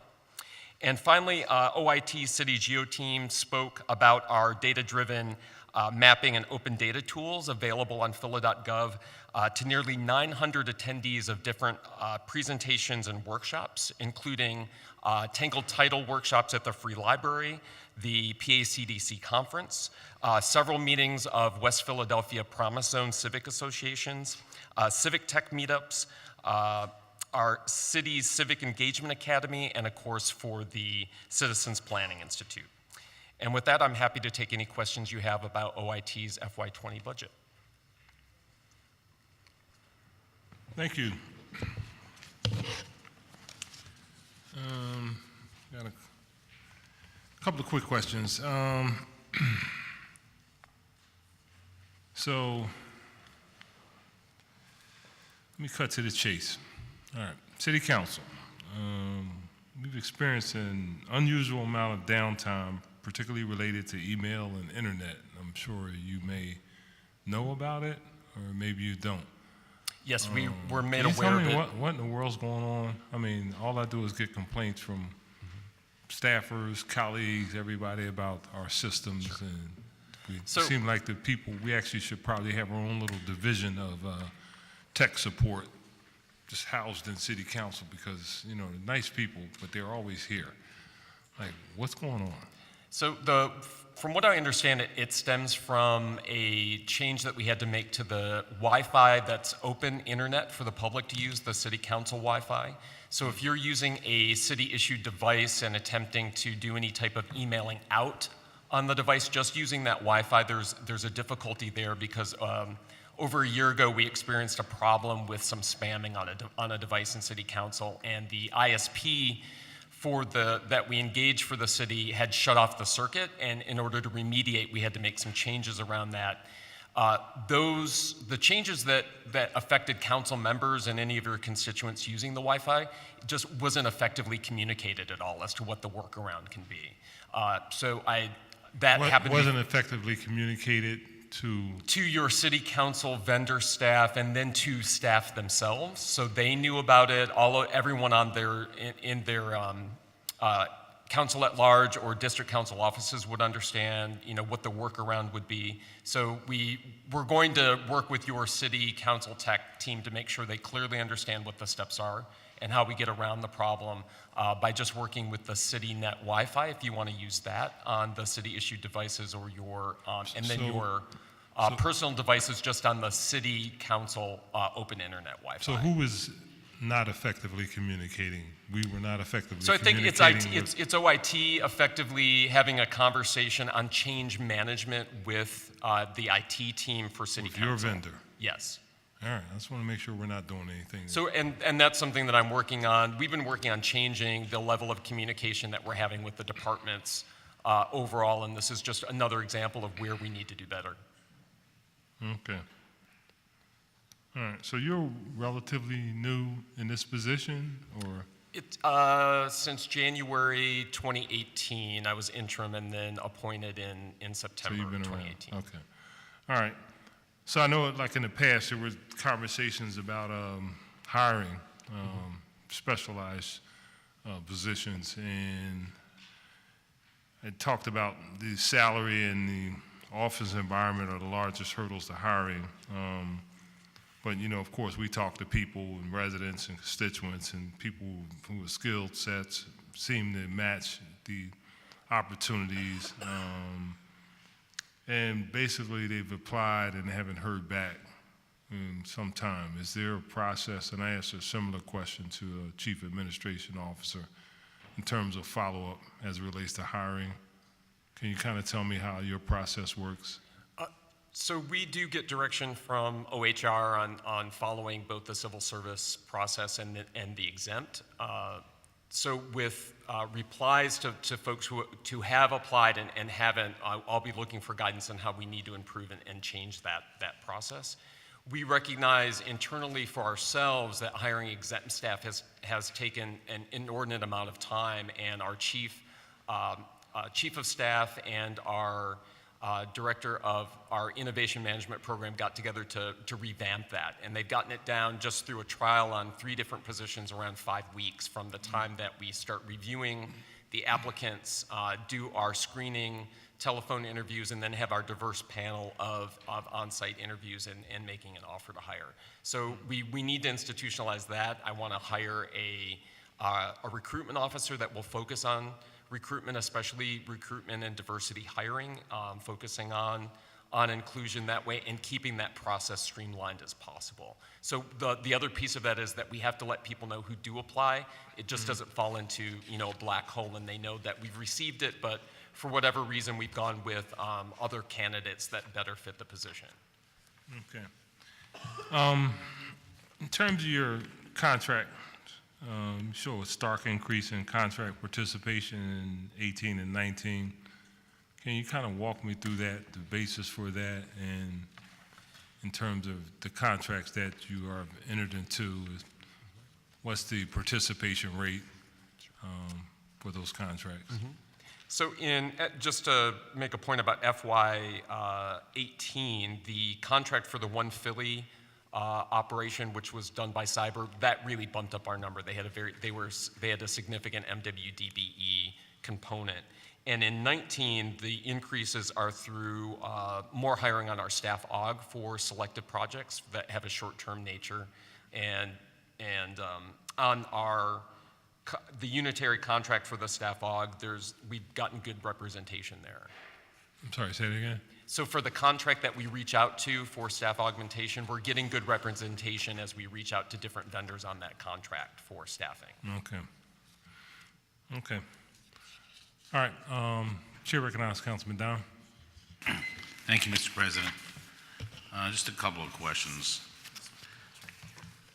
In your opinion, what do you think the 5 biggest IT needs are for the city right now? Well, I think the biggest need isn't actually in IT, it's in change and process management. We have all organizations, whether it's the public sector, private sector, institutions, are going to have difficulty with change on multiple levels. And with very large projects that can take multiple years, we need to start at the very beginning with the departments on building their capacity to just engage in something that monumental. And I think typically you go into this, thinking that people have wanted this solution for so long, they must be ready. That's just not true. And as you move through the process, instead of pushing back on the vendor to overly customize or overly configure, I think we have opportunities to work with the departments on where they can make very good change management, just optimize some workflows and processes, rather than making the IT solution even more complicated to maintain in the end. So we're working on getting our project management office and then other managers, and even reaching out in our departments with some of the IT directors and key staff to engage in a training program around change management, and where we need to both engage to hire the right vendors and know where across the project timeline we need to be doing as much as we can to have the departments focus on that kind of process change. Do you have anybody in your department that is focused on looking at technology and implementing it as a way of saving us money specifically? Like looking at different areas of the departments of the city and saying, you know what, if we implemented this technology here, we could save X dollars and only cost us Y. I think that we look at needs in departments when we have conversations around what type of inefficiencies that they have, or whenever they want to do an upgrade to a existing technology solution, what other benefits can we get out of that? And many of those benefits, because we're service-oriented in nature, just come down to a lot of process efficiencies. And I can give you some examples of that if you'd like. But as a dedicated resource, I would say no, it's just a process of the engagement, and both in operations with Sandra Carter and with our project management office with Nick Susie, that's just something we want to have a conversation about or include in the conversation. I want to bring it up because I always thought the goal of technology is to make the processes more efficient, deliver better customer service to the residents of the city, and to eventually save money by doing the first two. Well, I would agree with that. That's 100% the goals. More importantly, though, coming back to that change management, we have to be ready to use it well and make sure it was designed well to meet our needs. And with the cost savings, I do think that it's important to look for that. But since our missions are around the public health and public safety, there are some things that we just need, and we want to be more efficient in, rather than more efficient. And if the cost savings comes along, that's great. I'm not sure it's always the driver. For example, the work that our public safety team is doing with SEPTA to create interoperable radio equipment so they can use it below ground in the concourses of the subways. Obvious public benefit there and efficiency there, and thankfully the city's costs are covered by the Act 12 E911 systems. But if you look at cashiering project, which we completed, there were definitely benefits to the public and to operations. With the new system, they were able to add debit and credit transactions at 3 locations that I believe only took cash before. There was a risk in the support model on the old system for the daily payment and posting and the funds deposit, because it was such an old operation. It took a lot of effort to make any type of needed change or rectify any issues. So with the new system, much more efficient. And then they were able to go from paper check deposits to electronic. So, you have a lot of efficiencies where people can move for these routine, low touch, or routine, complicated problems to something that could deliver greater benefits for the public. Do we have any continuing education for city employees around having them become more efficient with the use of technology?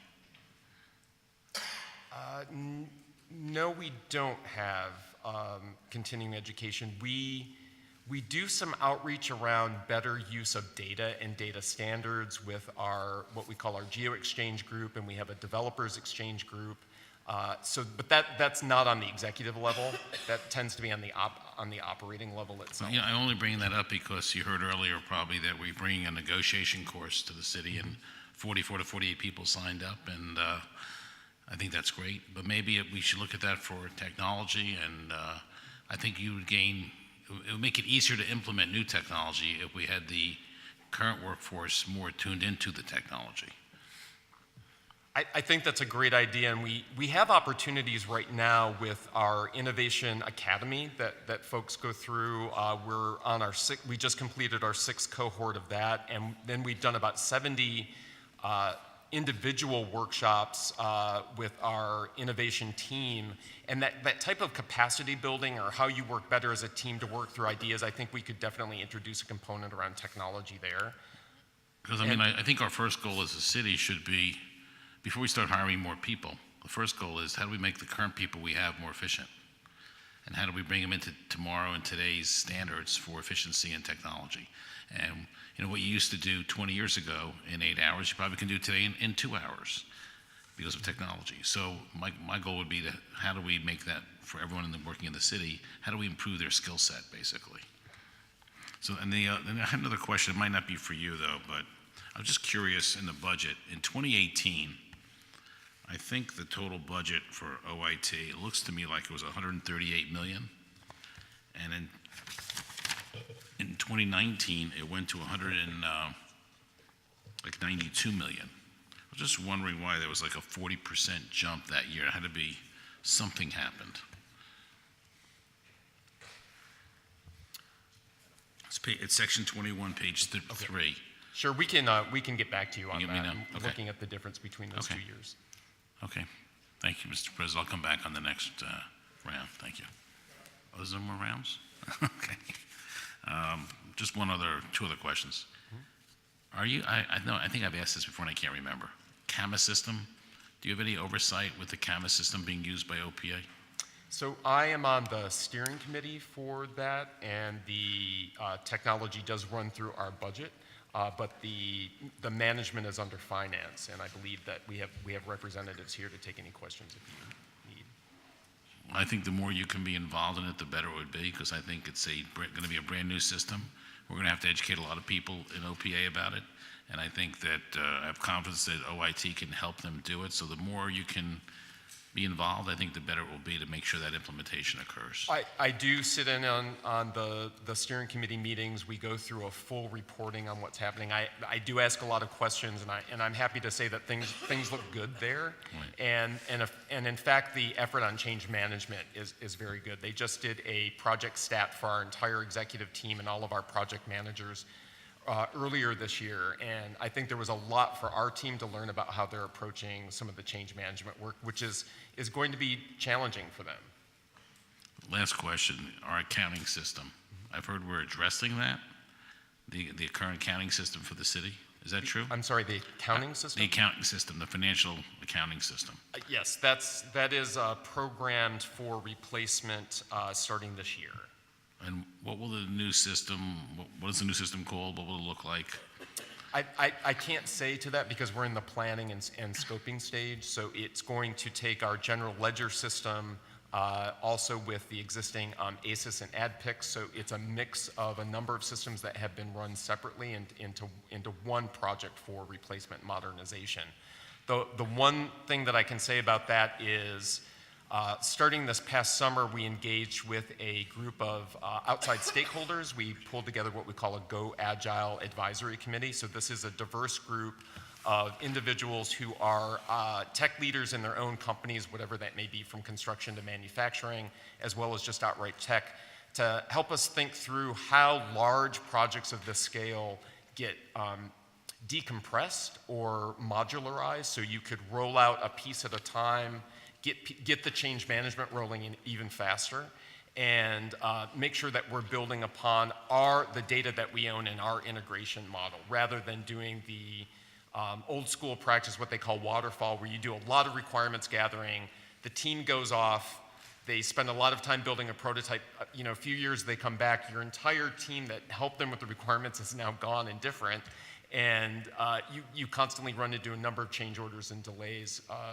because you're kind of working in a very close fashion.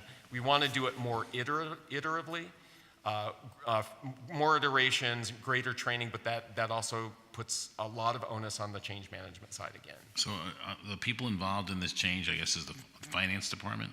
So the finance department and the CAO are the executive sponsors for it, and it's under OIT's budget, so we're working collaboratively on setting up the project management for that now. Is the council technical staff involved also? Not that I'm aware of. I mean, it might be helpful because we have some pretty smart people working in council technical staff, so I would include them because we all want the best product possible. Yes. And we thank you. I heard you from my office. I hear you guys are doing a very good job. I haven't been personally involved, but I thank you for your work. Thank you. And keep up the good work. Thank you, Mr. President. Thank you, Councilman. One quick question. I heard that we may, council, and speaking of council because I've been hearing, we may have to change all of our computers within the next year. Is that a rumor because of the support systems that will be available? What am I? Windows 7. Oh, the Windows 7. Yeah, I'm kind of like a technophobe. I'm kind of like a little baby dinosaur in a lot of this, but I'm coming along. That's why I had these young, smart people around me to make sure. Sandra Carter, Chief Operating Officer. What you're referring to, excuse me, is the operating system software. It is going out of support in January, and so yes, we are working with various later on, the servers are going out of support in January and computers shortly thereafter. We're working with the various different departments to identify the PCs that have to be replaced. Okay, and did we foresee this? Or is this something that, I mean, what's the timeline on our PCs? I mean, didn't we just get? We've been talking about it for a while. I actually have to get I don't have the date with me for each department. The servers are our main concern and the PCs come after. We do have some time for the PCs. We have about a year and a half, I believe, for the PCs. What's the traditional lifetime of ours? I'm just looking at, just trying to make sure the taxpayers Understood, sir. dollars are being protected if We are actually about 6 to 8 years. We would prefer to be a shorter time span, but due to resources, financial and labor, we're about 6 to 8 years turnover. Okay, thank you. Appears to be no additional questions. I want to thank you very much. As always, be prepared to be called back, Get a little closer to crunch time, we tend to call folks back when we have to make the ultimate decisions. Sure. Thank you. Thank you. Thank you for your testimony. Appreciate it. Next up, we have procurement. You okay?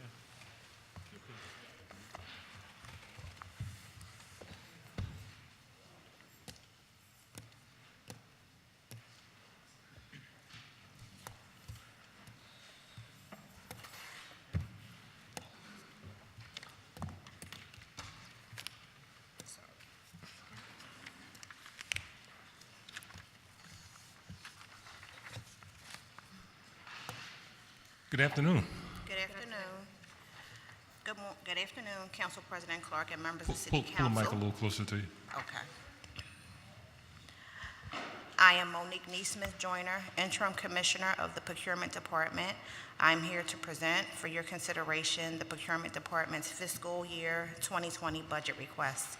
With me today is Purchasing Director Janira Barrasso and Director of Administration LaShonda Tompkins. The department is requesting a total general fund appropriation of $5,074,563 for fiscal 20.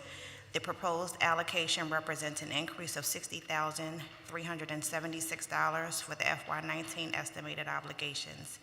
The increase is attributed to DC 33 pay increase of 3% and DC 47 pay increase of 3%. 43%, or $2,190,955 of procurement's general fund fund request is designated for citywide charter mandated advertising expenses. The procurement department continues to enhance stakeholder engagement through improved operations, systems, and outreach. We seek to ensure the city's procurement processes are fair and open to all businesses. We are steadfast to market city contracting opportunities to small, diverse, and local businesses. Our department offers 3 monthly vendor workshops and participates in monthly Doing Business with the City workshops sponsored by the Office of Economic Opportunity. This concludes my remarks for the budget hearing, and my staff and I are happy to answer any questions. Great. Great testimony. Straight to the point. We appreciate that. Couple of questions. As you know, we're always interested in outreach, and one of the things that we've talked about over a period of time, and I don't know if there's some restrictions or prohibitions that don't get us where we actually would love to be, is improving local vendors. I know that there's some issue with respects to the Interstate Commerce Clause in terms of ensuring that we get all local people. We'd like to be in a position to hire or contract with only Philadelphians, but they tell me that that's not necessarily legal. What are we doing, though? I mean, bottom line is people would like to see as best possible standards, or I guess in terms of scoring, something in place that weights it towards a local vendor. I know there were a couple of proposals that were put out there. about local purchasing, and it would essentially not only by the city of Philadelphia, but we talked to universities. We're trying to get them on board with local purchasing. They don't have necessarily the same regs that we have and limitations. What are we in the city doing to improve it best possible, our ability for local hiring? I know this is a big issue going on now about one of the issues about the contracts around servicing and maintaining municipal buildings. That's a big thing that has come up. Just generally, what are we going to do? What are we doing to encourage or best ensure, I guess we can't ensure, but create an environment where the local vendor has the best opportunity? Okay. For our public works initiatives, there is a local preference. They can receive a discount from their overall price structure to make them the lowest bidder and possibly make a local business place higher or rank higher than. What kind of discount? It's 5%. Junior Barroso, Director of Purchasing. So there is local preference, which is 5%, anything over $1 million, and 10% under $1 million. Fine. So let's say someone from New Jersey submits the same pricing as someone from Philadelphia at $1 million. The local vendor will win out by the 10% differential that's placed on their lowest bid, making them the higher bidder or the winning bidder of the contract. Are we stuck at 5%, or is that something that we think we will not be challenged in court? I think it's, it's guided by an ordinance, of course, but we don't have to be held to 5% unless you guys decide to change that for us, of course, and, if we introduce it. But it's between 5 and 10% at this time. So 10%, anything under $1 million, and of course, anything above is 5%. Okay. What about minority participation, MBE, WDB? Is there a discount for that given prior? Minority preference. So we do have ranges that are set on all of our projects, individual. With Public Works, they've ranged between 20 and 30%, overall in general.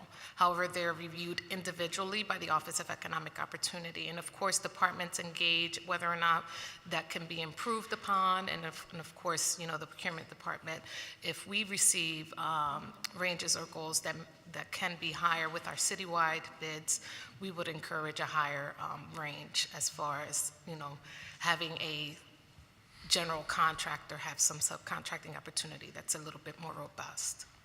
All right. I mean, I'm sometimes, if we don't get pushback, it tells us that we're not pushing the envelope enough. Right.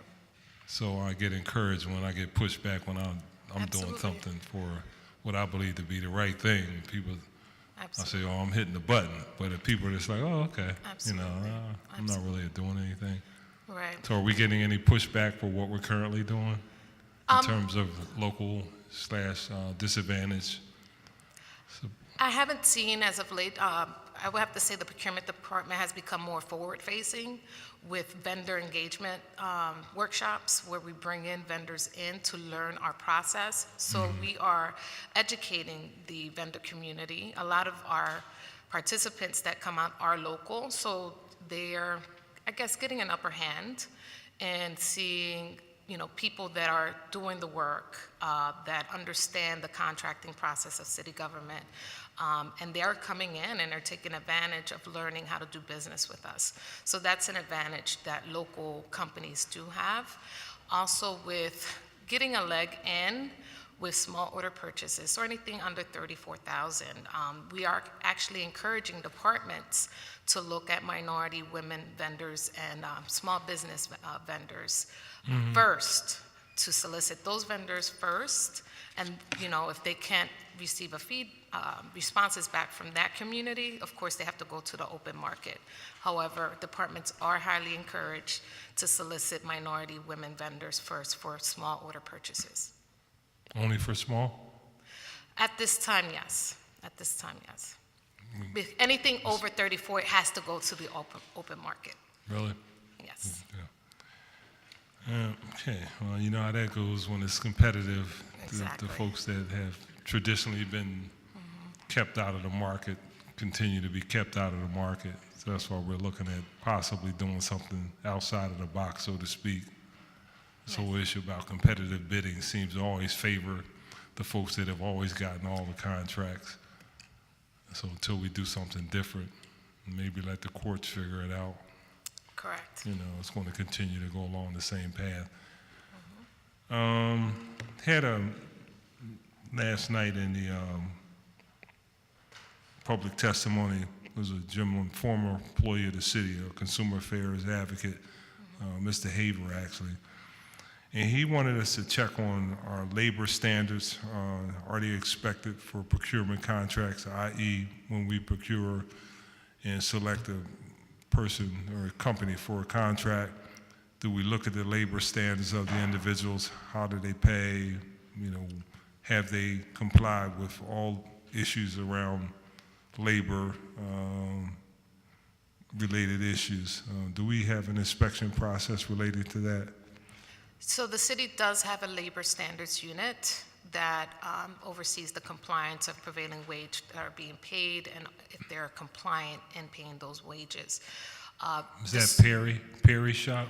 Perry DiVirgilio, Peretti DiVirgilio is the person that's the director of labor standards unit. All right, so we actually expanded his role, the department's role, recently in legislation that they were also supposed to do on-site inspections for certain jobs that we've contracted with that would also include compliance with goals set forth in there as a part of the EOP. Are you all a part of that process? I know that there are departments. I actually, prior to joining procurement, I worked for the water department, and I actually went out with LSU, Labor Standards Unit, to the water department projects to do on-site compliance checks on that. So I could speak to that. Not only wages, but also DBE. Yes. All right, Yes. 'cause that's And a again, big- that's at the department level. Procurement per se does not execute. However, the buyers do engage with departments to ensure that they're meeting the contract requirements. Have we ever gone to like say for instance, we contract with an entity that says in their workforce at off-site plant, wherever, that they're in compliance with their plan as it relates to participation in their workforce. Have we ever like gone to a work site kind of like unannounced and say, let's see what's really going on here? I know LSU does do spot checks. So labor standard does do spot checks. However, I'm not sure if LSU would be testifying, but they could speak more to that. But again, and we do have a special services unit for our vendors that we spot check to ensure that they're actually operating out of the city of Philadelphia. So especially with our local business entity, there is a certification where vendors can register to become a local business entity. Our special services unit does go out to do site inspections to make sure, one, that they operate out of the city of Philadelphia, that they're actually having materials on the site, and that they have people that are hired and live out of Philadelphia. Okay, all right. Okay, thank you. Chair recognizes Councilman Down. Thank you, Mr. President. I have a couple of questions for you. Good morning. Actually, good afternoon. Good afternoon. There was a team clean contract for public property. I'm just wondering, and this is kind of what Council President is talking about. We were hiring a company from Florida and not a local minority-owned company. And I know there were a few people that reached out to me, and I think others. Where does that stand right now? We had to defer to public property. We will defer to public property. They're managing that contract process. Has that contract been procured, or is that still not procured yet? It is not procured yet. Okay.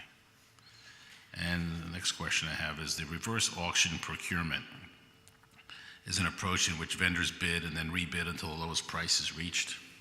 And it was told to us it was going to reap huge savings for taxpayers compared to the current system, where companies bid only once.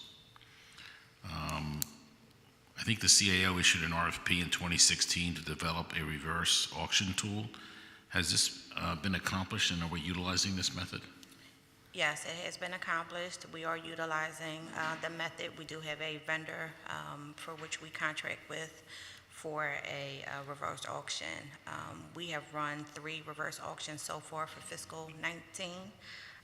One has yielded a 25% savings. Another has yielded a 12% savings. One we did not award because there was a lack of response for, but we do have 4 commodities that we're looking at right now and discussing with the vendor, actually just yesterday, to possibly complete before end of fiscal. That's good, so that you're using that and it's saving us money. Yes. Are there other areas where you could expand that, or you're looking at every area right now? Every year, we're looking at contracts that are coming due to expire, existing contracts that are coming due to expire, and identifying commodities that could potentially benefit from the process. Yes. And this is the other question, it's kind of a follow-up to the council president's question, that is, I don't know if you know this or not, or you could tell us what portion of the city's procurement comes from local vendors based inside the city of Philadelphia, and if you could tell us the percentage and dollar amount of those figures. I don't know if you have them today or you can get them to us. Yeah, I can get the particular dollar amount back to you, yes. Okay. And in your opinion, is there anything that we can do to increase the level of utilizing our local providers? Right now, we participate in a number of outreach efforts. We have 3 of our own on a monthly basis to encourage local vendors to come in and learn about the process. We participate with OEO on a monthly basis, as well as their annual Med Week. We also do outreach on a quarterly basis with a number of chambers, as well as the Philadelphia Gas Works and a few other entities to encourage local business and MWDSBE engagement. Have you, I think it was a few years ago, maybe it was recently, I don't remember. I think it was either the Comptroller's Office, now maybe the Economy League under Jeff Hornstein, where they talked about the nonprofits, trying to get them to buy more of their goods and services locally versus out of Philadelphia. Have you met with them and tried to work together to figure out how we could make that happen? I've been in the seat for 3 months, so I have not had an opportunity, no. Okay. Not myself, thank you. I would put that on your to-do list, though, because Okay. Jeff Hornstein at the Economy League, Okay. we would love to see the eds and meds and the nonprofits buy more of the services in the city versus going outside to other areas, especially it'll benefit our residents. But they had a whole program, it was a lot of money that was purchased outside the city that could come to people within the city. Okay. It was a lot. Thank you very Thank much. you. Thank you, Mr. President. Thank you, Councilman. Chair recognizes Councilwoman Reynolds Brown. Yes. I want to make sure I heard you correctly in response to Councilman Dom's question. So the contract he referenced, you said has not been procured yet? I would need to defer to public property, that it's running through professional services, if I'm not mistaken, and that's not under procurement. Okay. The other observation made regarding that is in questioning the Commissioner for Public Property, she punted the ball to OEO. And in hearing from OEO, so we're trying to figure out where does the responsibility lie with regards to that. So that's the background that you should be aware of. Okay. Okay.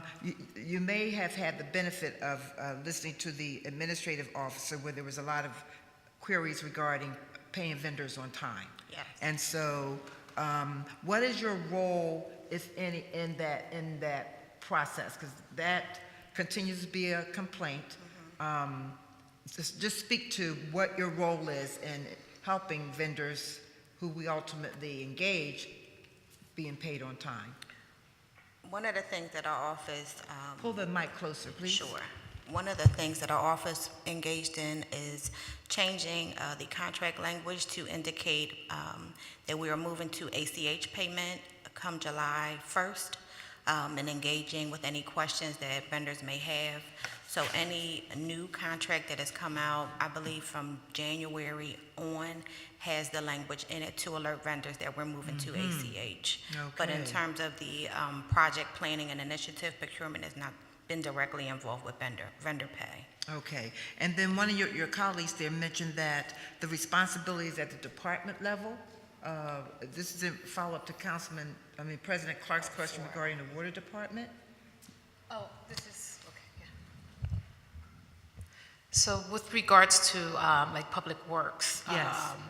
compliance on a project, ensuring that the goals are being met on their project plan, of course, they will work together with OEO, the department, to make sure that the compliance is met. I'm just speaking from experience from when I was with the Water Department. Okay. They set up, at that point, I was the Director of Participation to ensure that all the economic opportunity plans that were in place for that department, in meeting with contractors on a monthly basis, having them report on subcontractor payments, having them report on how the workforce diversity was ongoing, and receiving reports from those contractors. So they still have that position there. They Water- is- What the Water Department still Okay. has that position available there. So again, it's at the department level with their willingness to meet with that compliance. Okay. Who ultimately has the responsibility to implement a prohibition from a contractor doing future business with the city of Philadelphia? Who ultimately has that, should, or is responsible for using that hammer? Are you speaking to department? Yes, that's precisely what I'm speaking to. So I know the department can recommend department, however, I believe the procurement commissioner uphold the department process. Okay, repeat that answer. The procurement department has the ability to debar a company from doing business with the city of Philadelphia. Okay. So if not now, and a number of us are curious to know what the number is from last year.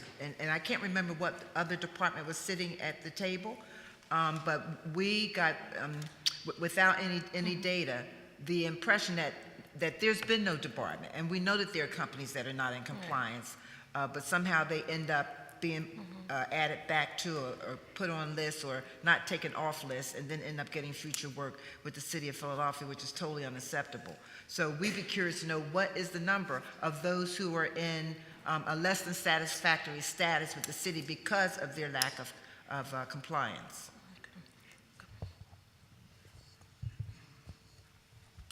Having been in the seat for 3 months, I can say that over the past 3 months, there are 2 businesses that have been debarred. We are in collaboration with the IG as well as the Controller's Office regarding other matters with other vendors that could potentially be in an unsatisfactory status with the city. Okay, all right then. Thank you very much. Thank you, Mr. President. Thank you very much. Moving right along, there appear to be no additional questions. I want to thank you very much for your testimony. Thank you. And as always, please be prepared to come back when we have callback. Thank you. And next we have Human Resources. Human Resources.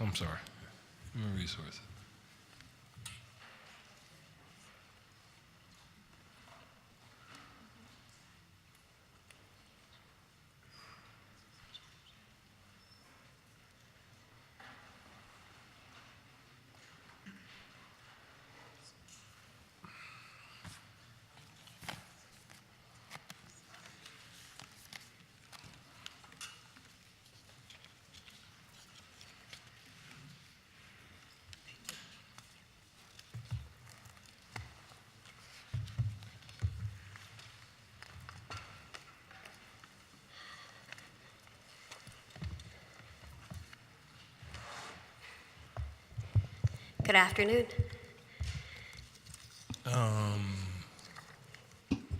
You back? I'm back. So, all right, that caused me to go back to this question. When I was asking you about overlap, the difference between Chief Administrative Office and Human Resources. And you told me that there was a difference, but now you're here testifying. I'm just filling in. The job is, the HR director for the city is posted, and so the Civil Service So Commission. it's just an interim, so Yes, there will it's be an somebody. interim. Yeah. The job's Okay. posted, a recruitment firm has been retained, and so once that HR director is found, the commission will appoint them permanently. How long have you been doing both jobs? Is it October? maybe October. Yeah, October? I believe it's been October, maybe November. But So you've you been know, handling it? So why do we need both?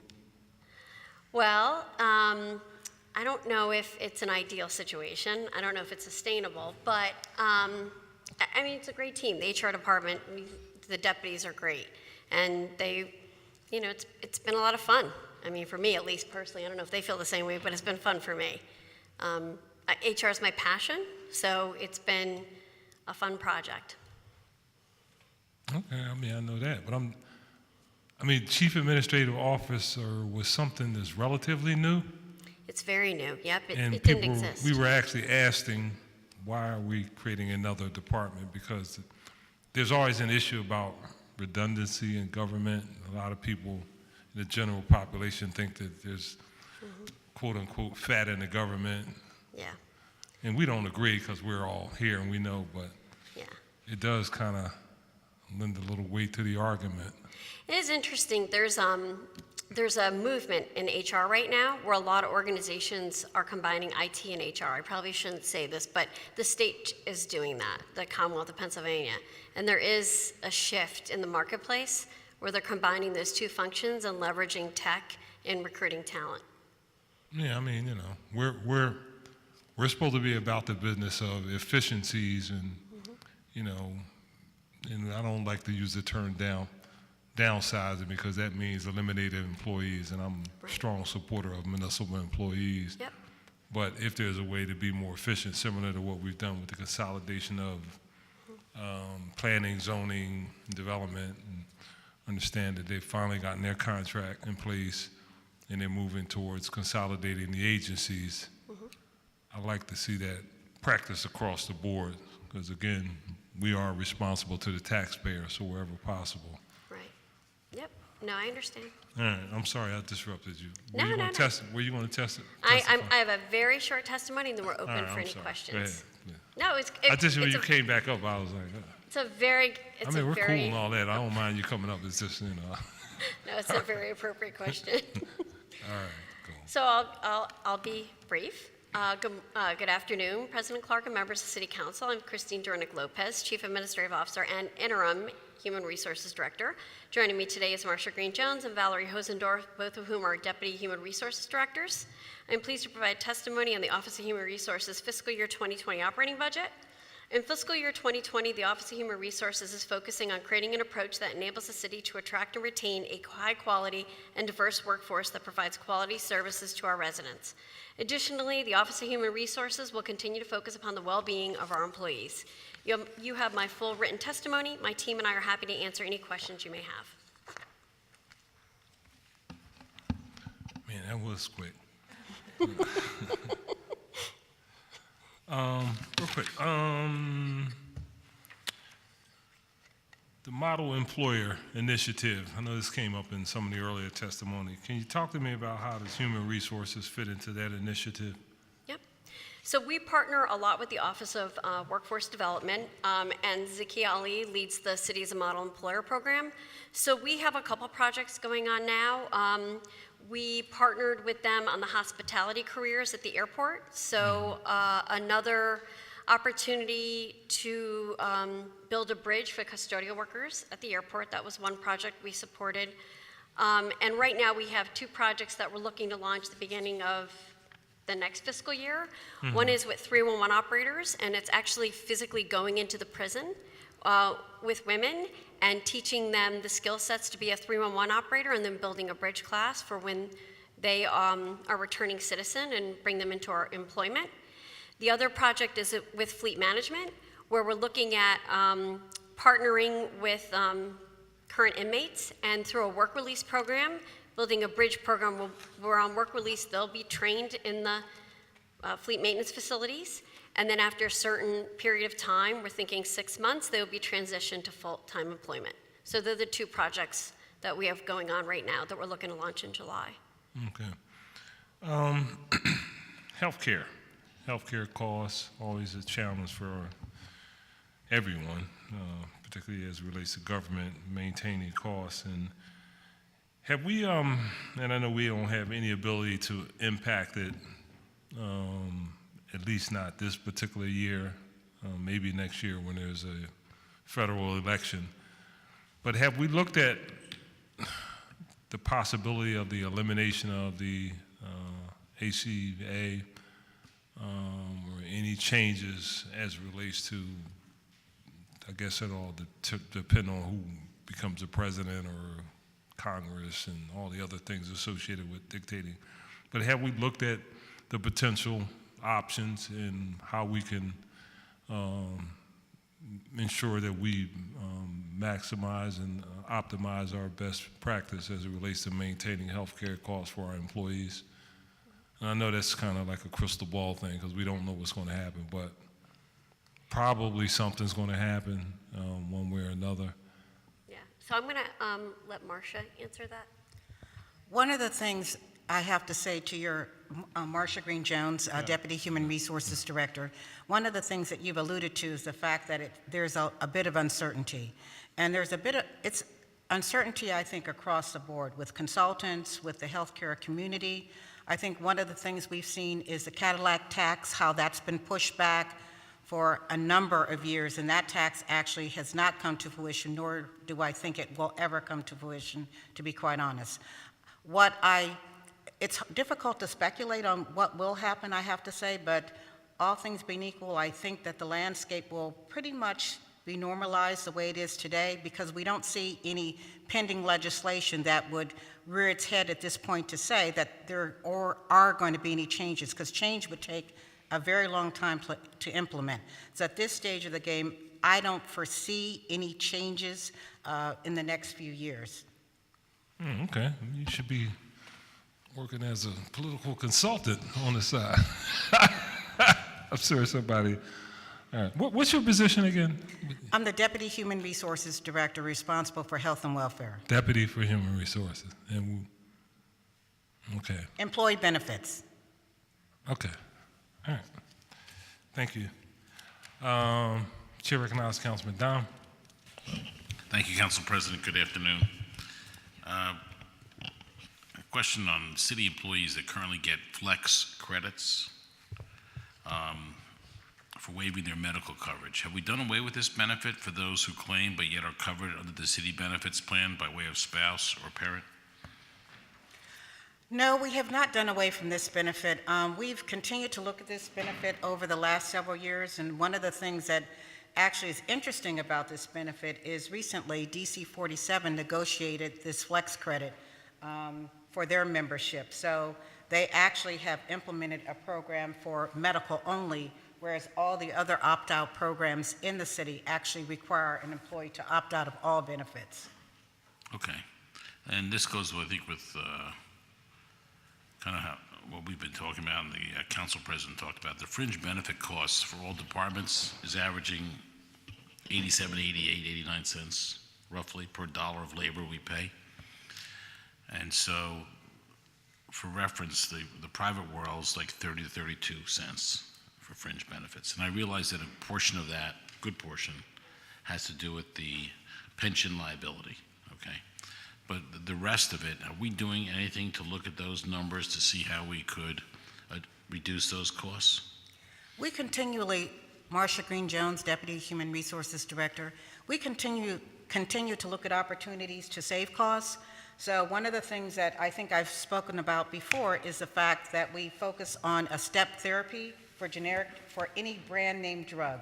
So before an employee can actually receive a brand name drug, they have to go through step therapy, which indicates the doctor has to demonstrate that the person has tried several other drugs before they can actually receive the name brand drug. In addition to that, from a prescription perspective, we've actually managed to reduce our costs by $1 million, I indicated. First of all, one of the ways that we've done that is through management of our specialty drug program. We've been able to have they have to have a pre-authorization to receive specialty drugs.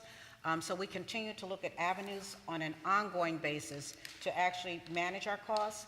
So we do that not only in that way, the plan design, but also through our educational processes. So one of the things that's really important right now is mental health. Let's talk a little bit about mental health. So we have mental health, as we know, is also something that involves employees who have chronic diseases. So one of the things Independence Blue Cross is going to be doing in the next couple of months is they're going to be rolling out a telephonic mental health program with Magellan. We think this will break barriers in terms of people, there's that old shadow over people who want to go speak to a professional. So this will take away some of the stigmatism associated with mental health, and we know that mental health is something that crosses all barriers, all socioeconomic levels. So that's one of the things that we're actually going to be doing. Let me ask you this question. Do we know, as a city, we have, 29,000 employees? What do we pay for medical costs for those 29,000 people? I can't speak to what we pay for the other groups because I'm only responsible for the health and welfare plan for the CAP employees. So those are the employees who are non-represented or union people who opt into our program. So each union actually negotiates their own programs. They have different benefits they offer just as we do. So let's just stay with your program for a minute. How many Yes. people does your program cover, and what is the medical cost of that? Okay, we cover over 12,000 members, and our cost is $89.3 million. And that includes all benefits. So how much is that coming out to roughly per person? You have any idea? It's roughly about $1,050 per member per month. So it's 12,000 a year? Yes. And have we had anyone look at that program and try to determine how we could save money with that? We're constantly looking at the program. We negotiate the contract every 4 years, and every year we look at ways to minimize our costs. We rank ourselves against our peer group, other governmental agencies, to understand where we fit in with regard to our co-pays, with regard to our per member per month costs, with regard to prescription costs, et cetera. And I'm pleased to report that we actually rank very, very well compared to our other governmental agencies within this group. And who negotiates that contract? Pardon? Who's the negotiator of that contract? Who negotiates it? We negotiate the contract. So the City of Philadelphia does. We negotiate our own contracts with our vendors. We put out an RFP. We're responsible for negotiating those contracts with the law department. So when I do the math, tell me what I'm doing wrong. $89 million for medical, 12,000 people covered, comes out to $7,400 a year, which is cheaper than what you're saying. Did I do something wrong? I don't know if you did something wrong, but why don't I come back to you and talk to you about that, because it's probably just taking into account the medical, it's taking in the basic fringe benefits as opposed to the other ancillary benefits. Well, it's better. This is better than what you told me. I mean, I'm happy that we're paying $7,400 versus $12,000. All things being equal, it probably doesn't. Remember, we cover the unions in certain benefits, which I haven't alluded to, so that cost that I'm talking about is probably not including all the union plans, just as life insurance. We cover all the union members with life insurance, retiree life insurance for all those individuals. So maybe you can come back to us with a breakdown. I can come back to you with a breakdown. Okay, and maybe you can enlist some of the people that are taking the negotiation class to help us negotiate the contract. Anyway, thank you for being here today. Thank you. I'm not going to. Thank you, Mr. President. Thank you, Councilman. Chair recognizes Councilwoman Rose Brown. Good afternoon, ladies. I want to, I'm referencing a 2018 Pew report that talked about the rule of two.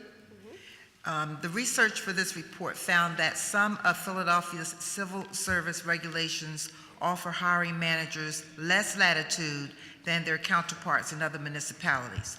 One example is the so-called Rule of Two, which limits a hiring manager in Philadelphia to considering only the two candidates who place highest on the eligibility list for a position, with each applicant given a precise numerical rating based on exam scores and other factors. Bad news, among the nation's 30th largest cities, 29 others all give managers more options. LA gives the Rule of Five. And so, how does your office, or has your office recently considered the impact of the Rule of Two? One, how does the Rule of Two impact your ability of the city to hire diverse candidates for jobs? And again, for me, the aggravating factor is the Philadelphia Free Library. okay? I'm being redundant, but I need to make a point. Does the rule of two have an impact on small businesses? Speak to where you are, how you deal with that reality for us. So the Pew report really, with the research they did, really was helpful to us. And Philadelphia is in the minority when it comes to our ability to give managers more options in selecting talent. The rule of two is pretty restrictive in comparison to other cities. That is true.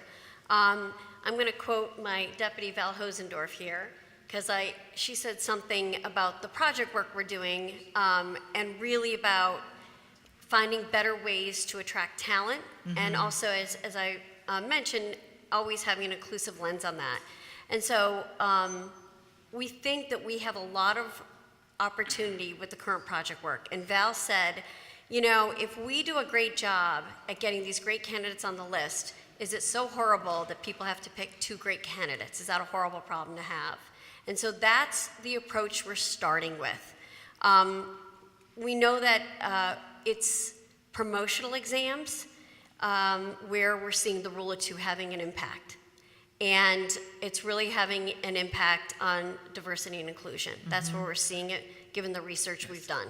So if we know that that's a major barrier, in fact, some would argue it's a blocker, Yep. and if we're serious about wanting to change the paradigm, Yep. then how much time are you giving for this new initiative to reveal its hoped for desirable outcomes? So we started it, and we've already made some great progress. Started it when? I would say November we started launching. We Okay. changed some regulations and policies. We removed some barriers, how we're approaching our engagements. So it's not a year old yet. It's not a year old yet, no. I would say we started in November. But at some point, probably a year from now, we're probably going to have the rule of two conversation. Repeat that last. I think probably a year from now, we're probably going to have to start having the rule of two conversation and what we're going to have to do with it. It is a charter change. That is something specifically stated in the charter. And so if leaders are serious about changing the paradigm, and we know that it requires a charter change, then whatever it takes to fix the paradigm, let's just do it. We're open to the discussion. We're absolutely open to the discussion. Right now, we feel like the project work is where we need to be. A step in that direction first. Yes, and it's yielding the results that we're looking for. I mean, Okay. it's getting us, it's meeting our goals. Okay. I will share with you that I've spoken with our airport leader, and she has too indicated how the rule of two has been and is an impediment to her achieving the diversity goals she's trying to do out there. Yes. So you should be aware of that. Thank you. So now I'm looking at page 9 of your testimony, which indicates staff demographics as of November 2018. As it reads, there are 38 full-time African-American female staffers and 13 full-time white female staffers. However, the numbers indicate that on an average, the African-American female full-time staffer's salary is approximately $10,000 less than their white female counterparts. In addition, there are 11 full-time African-American male staffers and 7 white male full-time staffers. Once you look at the numbers and analyze the numbers, as my staff and I seek to do, the numbers indicate that on average, the African-American male full-time staffer's salary is approximately $16,000 less than their white male counterparts. Help us understand how we can get to equity when that kind of pay inequity exists. So there are 4 exempt positions in the Office of Human Resources. And I would say the majority, they're all female and the majority are diverse. So the rest of the workforce is civil service. So most of our staff, we have professionals who work in hiring services and benefits. And then the remainder of the staff are predominantly administrative. And so from my perspective, both are diverse. We have folks representing all types of ethnic groups, but obviously the administrative positions are compensated less than the And is professional that positions. because they are exempt? Help me understand. They're all civil service. They're all civil They're all, service? yeah. We only have 4 exempts, and 3 of them, and 2 of them are sitting here with me, are African, we have 3 African-American women and 1 who is non-diverse. Okay, So everyone else is civil service. And so it's just all the pay, as you're aware, the pay rates are what they are based on the title. so then where is the, I hate to say point the finger, because I'm sure it has nothing to do with the existing professionals, because this has to go back to pay scales when they were hired. Would that be fair to say? Well, yeah, and also the positions they were hired in. And also the positions they were hired in? Yeah. Because Okay. the professionals, they need a bachelor's degree, and they're HR professionals. Okay, So they're all paid, depending on your tenure, they're all paid the same. okay. And then the administrative staff, they're also all paid the same. It depends on the job and the level of complexity of the job. Okay. And then time. That's helpful, very helpful. One last question related to that, Mr. President. So there's the ask for an additional $178,000 in Class 100 funds. Is that accurate? Let me look. Just give me 1 minute.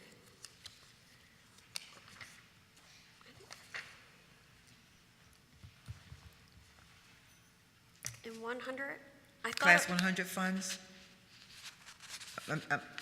The subsequent question is... Oh, I'm sorry, yes. They're for the pay raises, the Okay. collective bargaining Very agreements. well. Okay, then. Thank you very much, and thank you for the explanation. Thank you. Thank you, Mr. President. Thank you, Councilwoman. Chair recognizes Councilman Taubenberger.